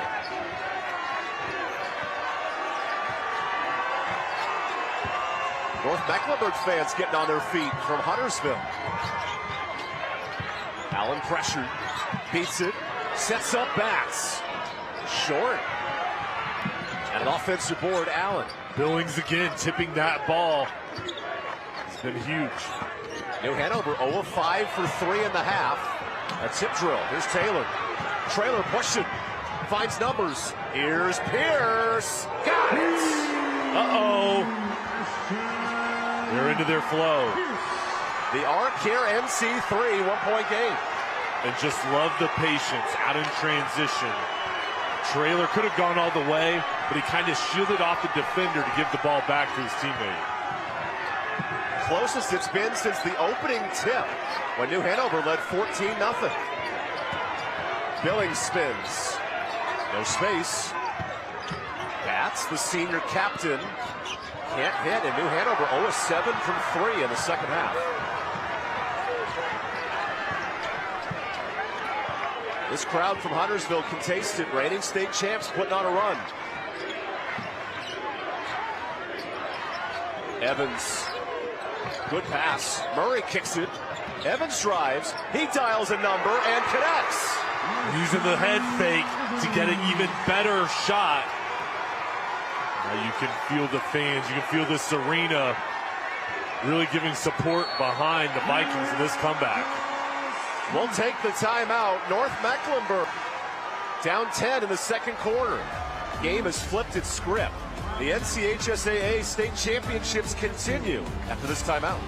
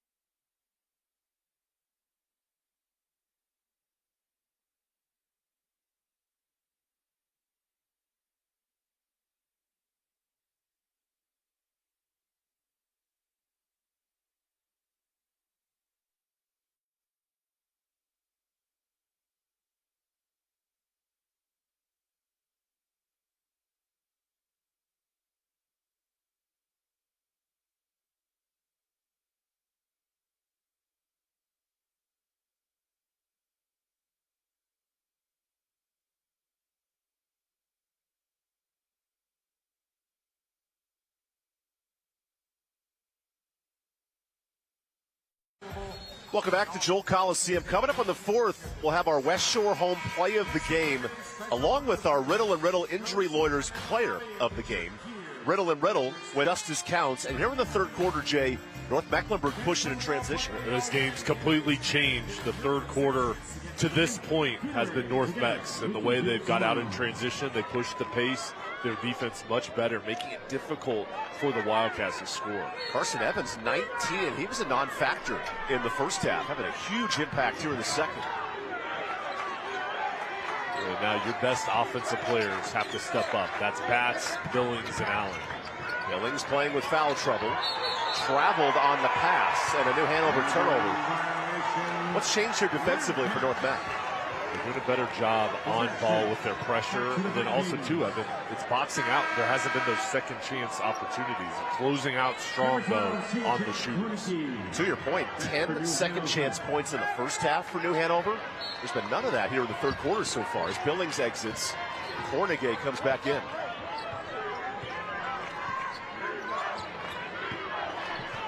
Chadlin Trailer, who has offers up and down the country to play college basketball, operates this attack. Evans again. Almost 22 points. That time a miss.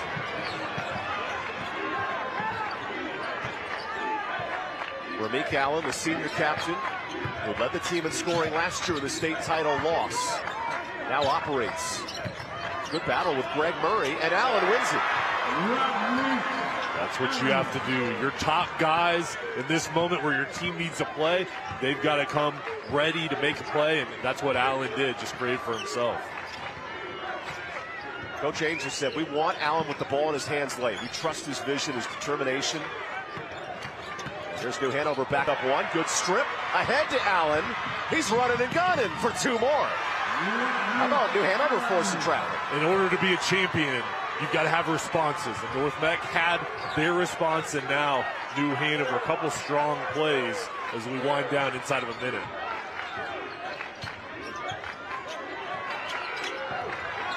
Trailer feeds Evans. Good ball.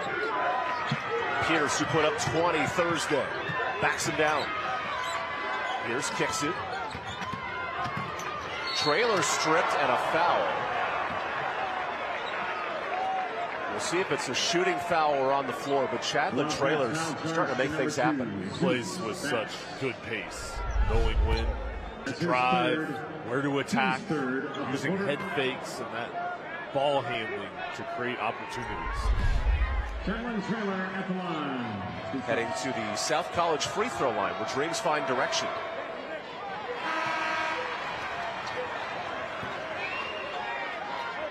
Murray will exit. Here's Kais Matthews coming back in. The undersized North Mac is starting to win the rebounding battle here in the second half. Now a 2-point game.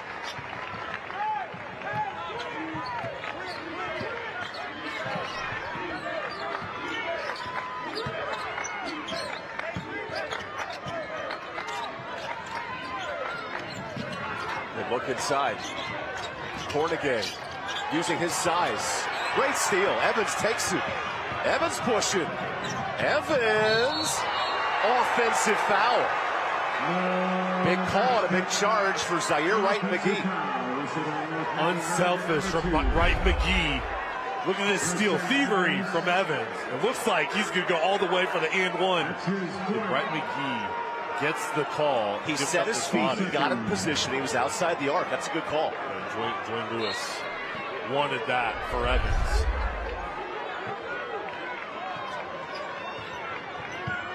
Rameek Allen. He sprints. Swings it. Brown. Way off. No foul. And that ends the third quarter. New Hanover lost its lead, but regains a 2-point advantage for the final 8 to go. And Evan, I think we thought this was going to be a close ball game. Well, here we go. Going into the fourth quarter, 45-43. This game's going to go down to the wire.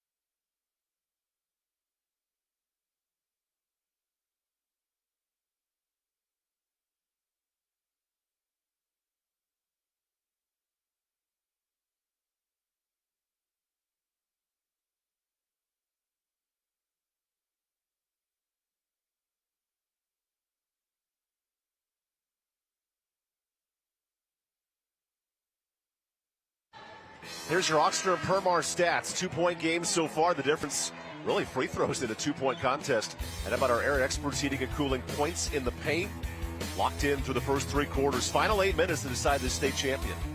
And both programs doing a good job there attacking the paint area, even 16-16, Evan. A rematch of last year's title, and once again a fourth quarter decided here in the 4A, highest level of men's hoops here in the state. Carson Evans having a breakout effort. He's got 19, leading the charge for North Mac. Attack mode, Pierce, he shields it off. Evans, great drive, hangs in the air. That's strong. Rebound, Billings playing with fouls. And when Billings is on the court, New Hanover is so much more aggressive. They're aggressive, and he just cleans up the glass. I mean, his ability to be out in the floor, not be in foul trouble, will be huge here in the fourth. Missed layup, O'Board, right, McGee, no. Tip drill to Trailer. Trailer weaves through. Oh my goodness! Count it! That man's on a mission. Just an amazing play from Trailer. How does he do this? The athleticism, the ability to hang in the air, and then the focus to finish. As that ball's going from his left to his right hand, he gets the spin to lay it in. The state championship point guard, he's a magician. Wow. Missing the carrying hands free throw, but tying the game.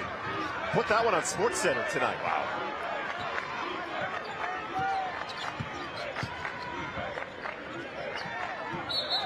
And only 4 points in the second half for New Hanover. There's another turnover. In the first quarter, it was rain and threes. A little tougher here in the second half.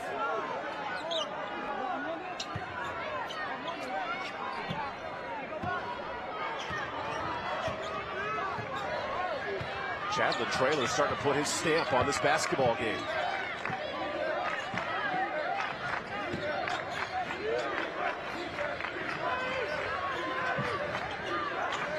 Young pick and pop with Evans. Pierce crossover. Pierce inside, blocked by Billings. What a job from Billings again. Allen, perfect dish.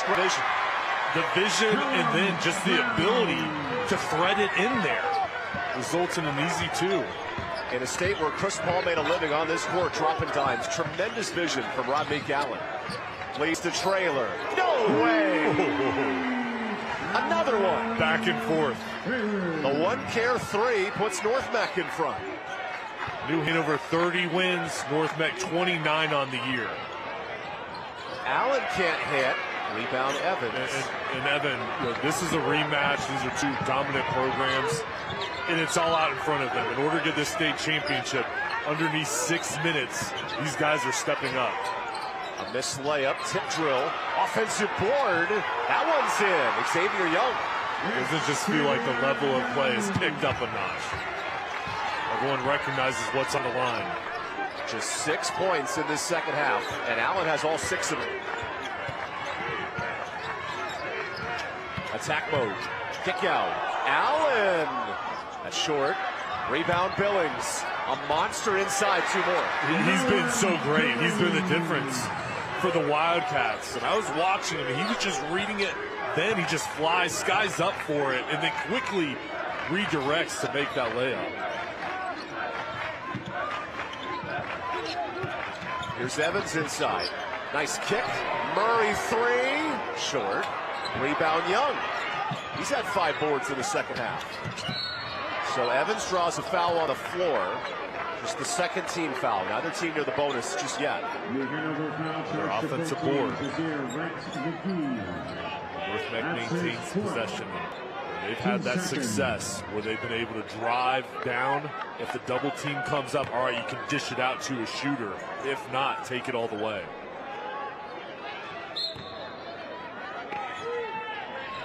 North Mac, who pulled away in the fourth last year to win part 1 of this rivalry, now jumps ahead in part 2.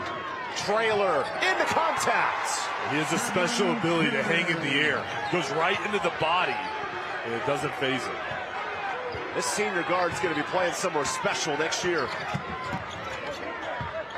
Wright McGee is pressured. Remember, New Hanover led by 13 in the first quarter. Wright McGee way off for 3. started the game 6 of 7. They've missed 13 straight from deep, and here's a timeout. That'll lead to immediate timeout.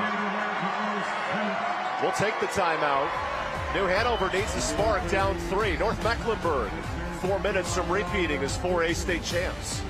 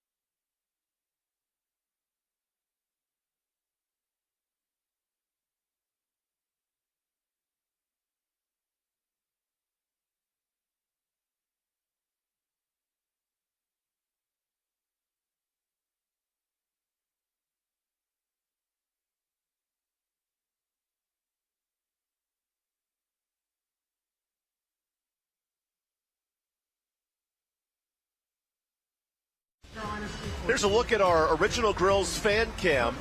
Now they're excited to be on the camera here at Joel Coliseum. That kid's like, hey, we got a close game here in the fourth quarter. I got more important things to focus on. Your original Elevate Your Grill game. A fun afternoon. This is the 4A Men's Championship. New Hanover, who led by 13 in the first. Those students need to pump up their teammates. Now down 3 with 4 minutes left.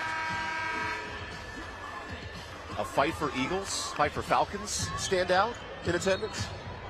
And with Jason Halter, I'm Evan Budgerich.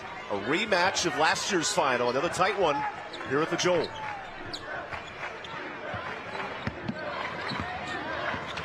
Chadlin Traylor with pressure in his face. He's been so electric in his second half.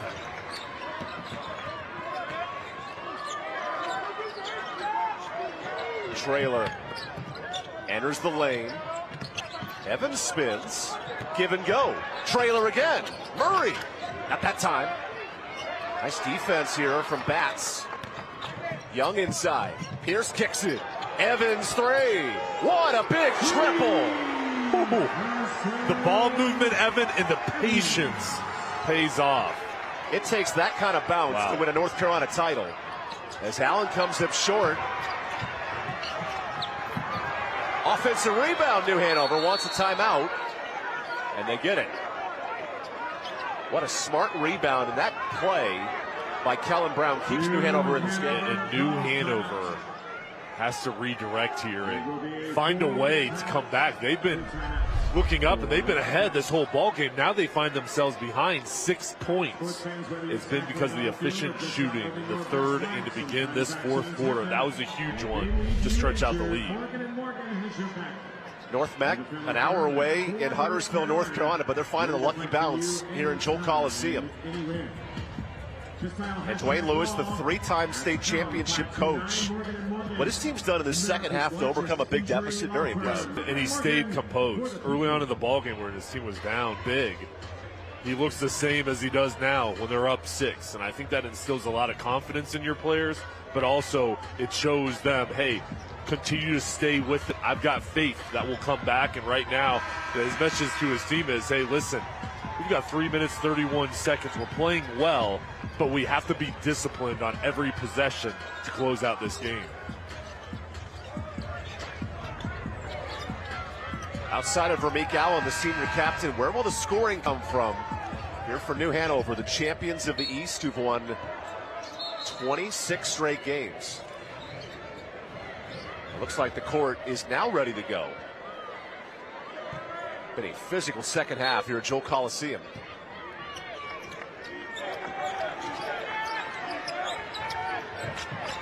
Vermeek Allen gets a pick. Allen hangs. No good. Tip drill stays here. Shots that were falling in the first half just haven't been consistently here in the second. That's a good take from Allen. We saw Billings in the first half live on the offensive glass, but that's been much tougher here in the fourth quarter.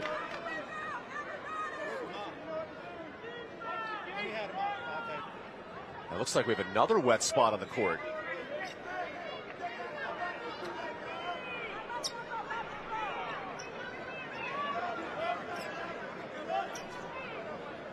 Reminds me, Jay, make sure to get your house power washed in the spring. With all the snow and wet weather we've had in North Carolina. Good reminder. Better to be safe than sorry. Good work by our ops staff today. So with that, we resume.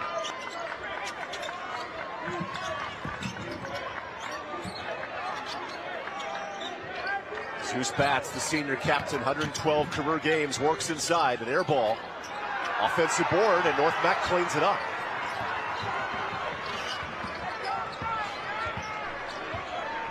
If I'm North Mac, I'm going to use some clock, stay very patient here.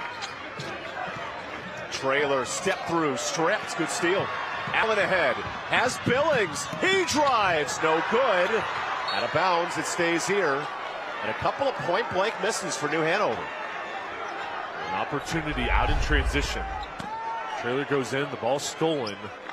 Nice pass from Allen. That is good hustle from Murray, not fouling, running in front of Billings.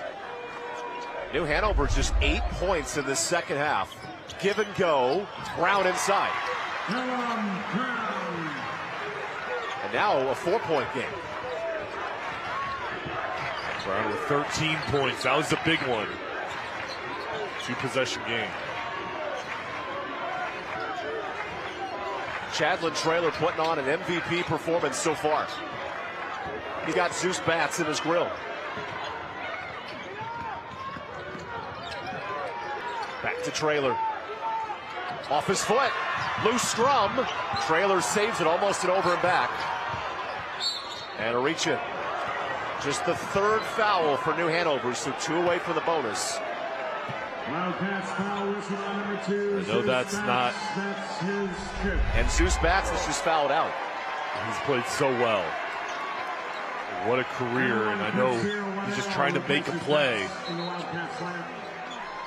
Batts, one of those special players in this program. He's played the most games of any senior for this program. A super special player. Zeus Batts, 113 career games. He'll foul out and end his high school career. Now can his teammates carry the slack with 2 minutes to play? Evans has 4 fouls. Wright McGee has 4 fouls. So a couple of players getting close late in the fourth.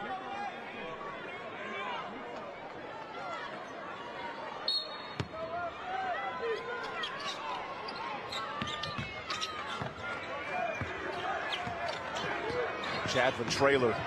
He's real tight with Ramik Allen on him.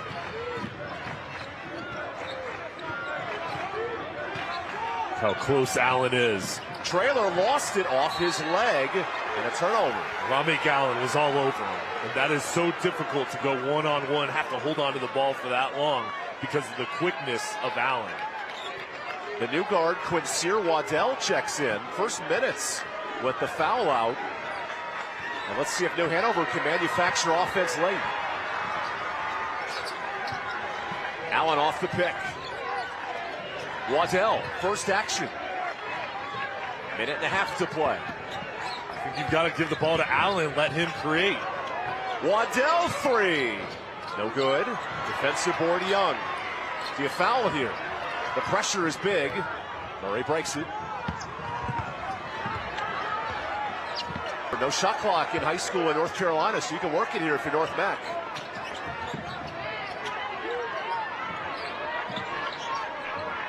And you're 2 fouls away from the bonus. Good look to Young. There's a tip. Now you got to consider fouling at some point. Timeout. North Mecklenburg. Up 4 with the basketball. And your star, Chadlin Trailer, starting to heat up. Yeah, that was a good timeout by Dwayne Lewis, bailing his team out. That is getting a little risky there. Kurt Angels got to talk to his team about steal, or they're going to have to foul here pretty soon. And the NC Soybean Producers Association is proud to support high school athletes. North Mecklenburg, who in the late run in the fourth quarter to pull away in last year's state title. And they've outscored New Hanover now by 14 in the second half. And Kirk Angel in year 17, his last state title at New Hanover 2012. And here's North Mac, 56 seconds from back-to-back championships. Something that hasn't been done in this state since 2003.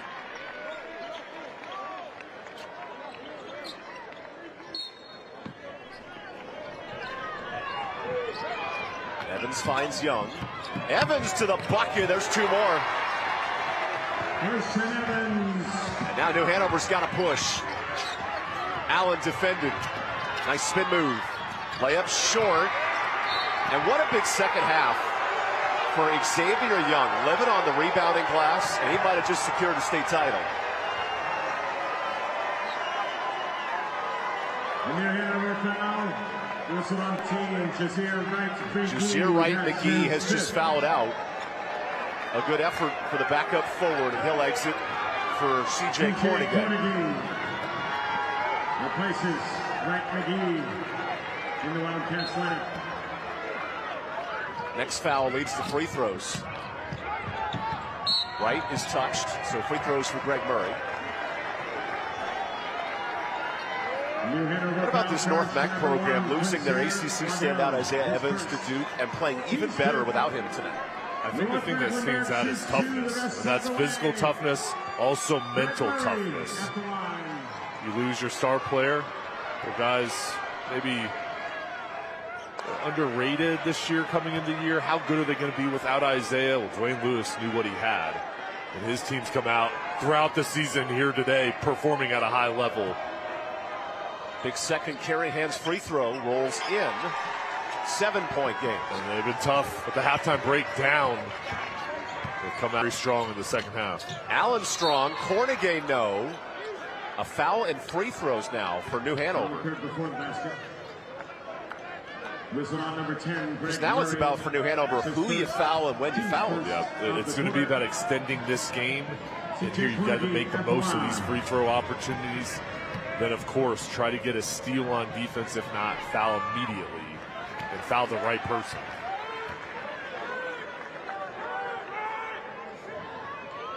C.J. Cornigan's had a nice production off the bench. New Hanover in the second half, they've been held in check. Just 11 points as a team. Make it 12 on the free throw. And it's in the point guard's hands. Evans doubled. He'll head to the free throw line. And how about this play from Chandler Traylor, our player of the game right there. This is one of the best plays I've seen all season long. Amazing job forcing your way into the hoop. And then Evan, watch the elevation and then the ball going from his left to his right. That's a big one for Traylor. That's our West Shore home play of the game. And it looks like Traylor, well, on his way to being our player of the game. But we'll see how it unfolds. Missed free throws, though. And how many times do we see in the college game? You got to execute down the stretch. The door is open. Very quickly, even on a make here.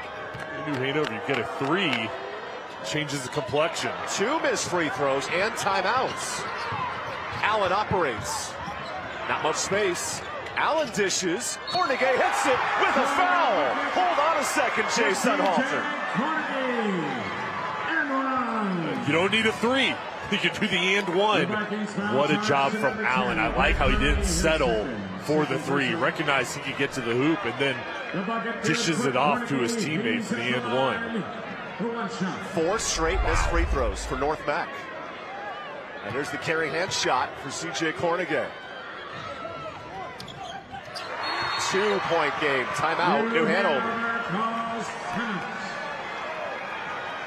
It's one thing to climb the mountain twice, but when you're going back-to-back, free throws can make all the difference. You've got to take advantage of those opportunities and close the door. And right now, North Mac hasn't been able to completely finish it off to this point. And they've got to stay mentally tough, and Kirk Angel's message to his team is be confident, play confident. We can come back. We can do this. We're so close. We need to stop here. Again, I'm thinking turnover immediately. If not, obviously, you got a foul. For the New Hanover fans back in this game. New Hanover, this 26-game win streak, they never trailed by double figures. They were up big in the first quarter, and here's North Mac now trying to execute to close out this title. Yeah, without Zeus Batts, who played great He's got 5 fouls. The momentum is on their side. There's going to be a lot of pressure on the Vikings to get this ball in bounds. Ambassadors are eligible for a $500 education scholarship. Visit BeSafeNC.org/team-ambassador. North Mecklenburg does have 2 timeouts, and it's free throws the rest of the way.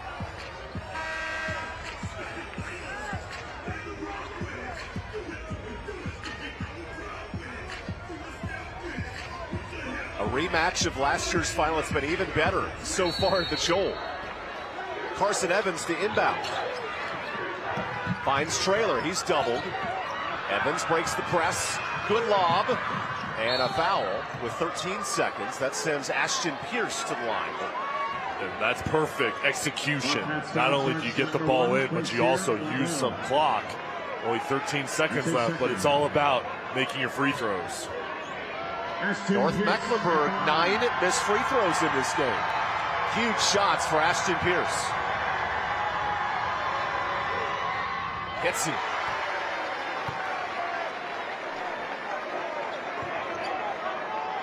Still a timeout for New Hanover, but this could be the game right here. The Karen Hands free throw.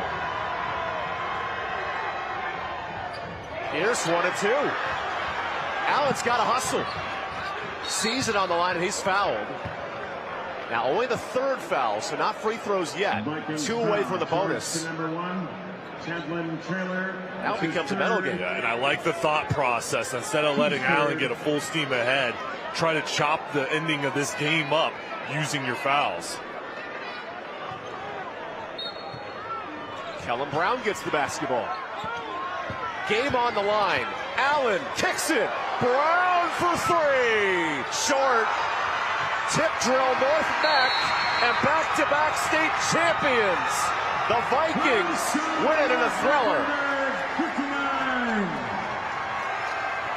New Hanover 56.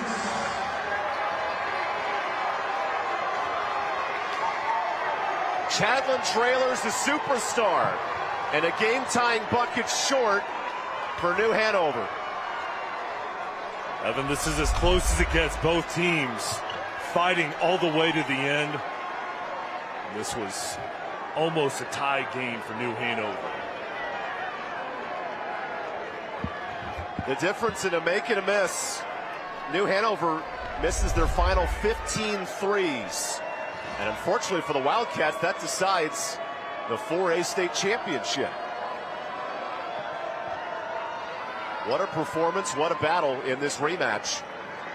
And Chadlin Trailor, our Riddle and Riddle player of the game, he puts up 22 when his team needed it.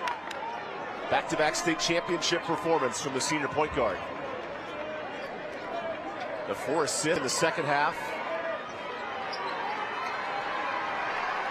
And how about North Mecklenburg? Huntersville's going to go nuts tonight. Watching their repeat champions. And with the winning coach, Dwayne Lewis, he's down with Jay Sunhalter. Jay, take it away. For today's awards presentation, Does an amazing comeback in the second half to get your second state championship. First of all, what did you say at the halftime break? Well, we talked to them before the game started. They do a real good job in the pick and roll and rolling hard. And we also knew that they weren't going to keep going 5 of 5 from the three-point line. They did in the first quarter. So we're like, one play at a time. And we had to rebound the basketball. We're small, but we had to rebound the basketball, and the guys stepped up. The goal was to cut it to 6 at the end of the third, and it was 2. So I said, we're ahead of the game. And then the guys, they just dug deep. I mean, we've been a defensive team all year long, and they dug down, and I'm happy for them, proud of them. Where do they get all that mental toughness from? Because it showed in the second half, especially here in the last minute. Well, I mean, we've been here before.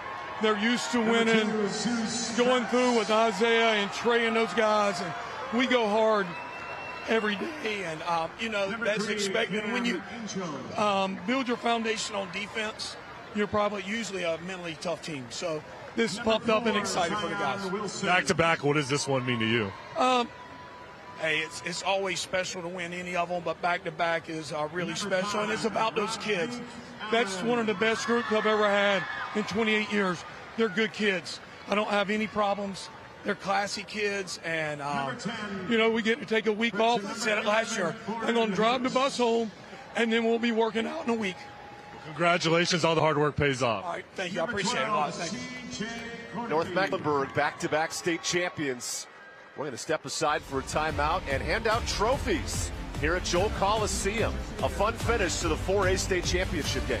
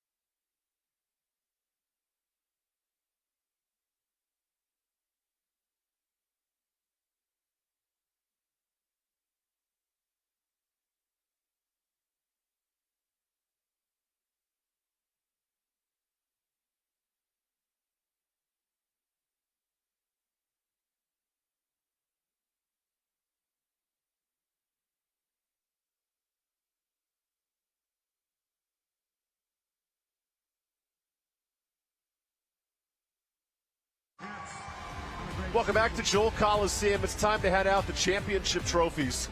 And we'll step aside and listen to the on-court festivities as North Mecklenburg repeats as state champs.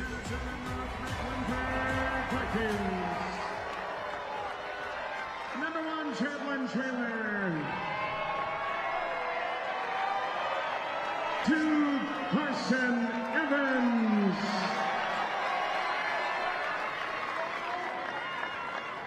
Number 3, Zion Williams.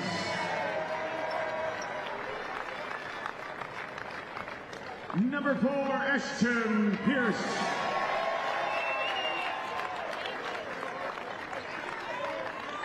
Number 10, Greg Murray.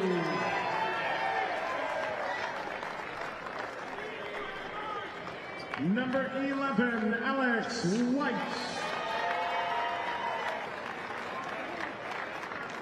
Number 15, Alec Lewandowski.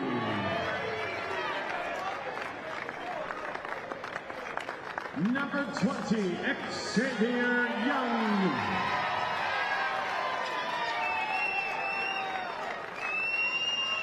Number 22, Wilson Estwick.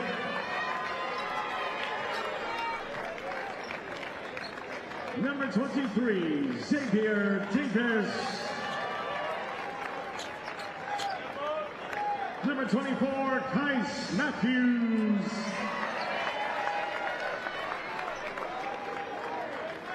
Number 32, Nick Estelle. Number 33, Mario Hayes Jr. And number 50, Aiden Jones. Statistician Philip Ritchie. Athletic trainer Brittany Harris.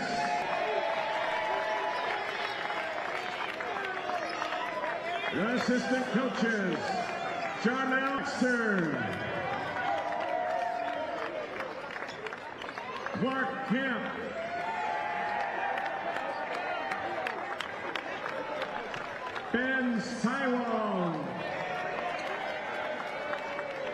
Abdul Tanashi, Isaiah Hunter, and head coach of your state champion, North Mecklenburg Vikings, Dwayne Lewis.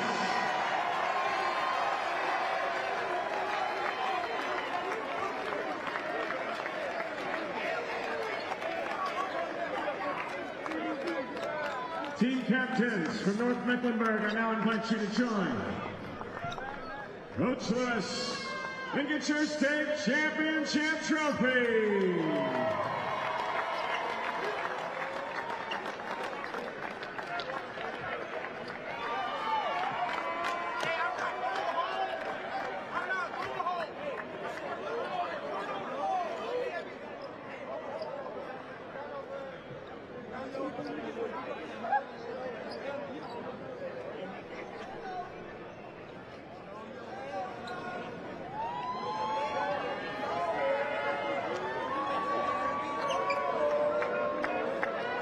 Ladies and gentlemen,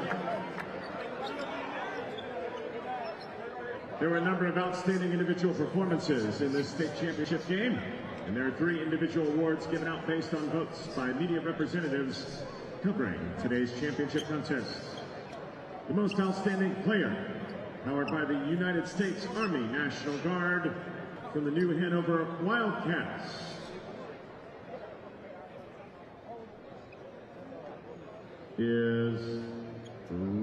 is Carson Evans. Correction, it's not.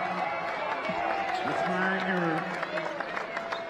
From the New Hanover Wildcats is Rod Meek Allen.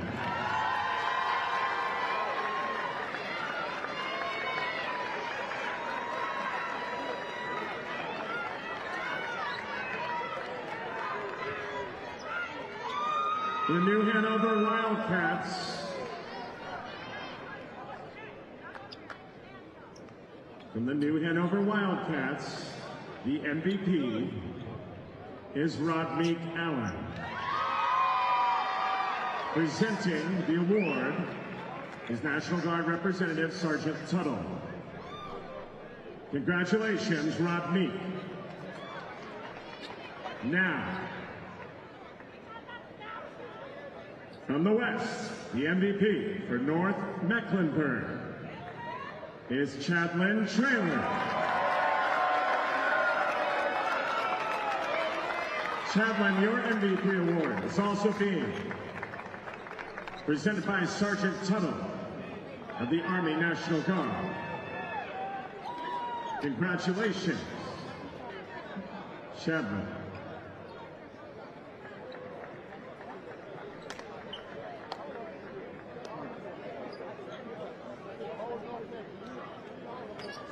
Our final stats, a 3-point game, and it comes down to 1-3, the big difference. The stats evident and show it. This ball game back and forth, and North Mech went on that final run, then held on at the end, Evan. Here's your Air Experts Heating and Cooling, points in the paint, another dead even matchup. Down the stretch, though, too much North Mech to win this title. Yeah, and just that toughness, Dwayne Evans and his team showed their physical toughness and just staying mentally in the ball game, making those big plays at the end results in another state championship. We want to thank all of you for joining us, and especially to our sponsors, Riddle & Riddle, Injury Lawyers, Talk It Out NC, Tatum & Atkinson, South College, Caring Hands Home Health, all the names you see there, West Shore Home, Original Grills, Oxter, Permar, and Ingalls Markets. Through their contributions to this program, make the championship games possible for all you viewers at home. A fun matchup in the 4A, a rematch of last year at North Mecklenburg, led by Chadlyn Traylor, the MVP. Takes care of business late. New Hanover battled to the final seconds, but missed the 3 to force overtime. Up next, the 2A women's title, North Wilkes and Southeast Alamance. For Jason Halter and our talented crew, Evan Budrovich, thanks for joining us here at the Joel Coliseum. North Mecklenburg, your back-to-back 4A state champs.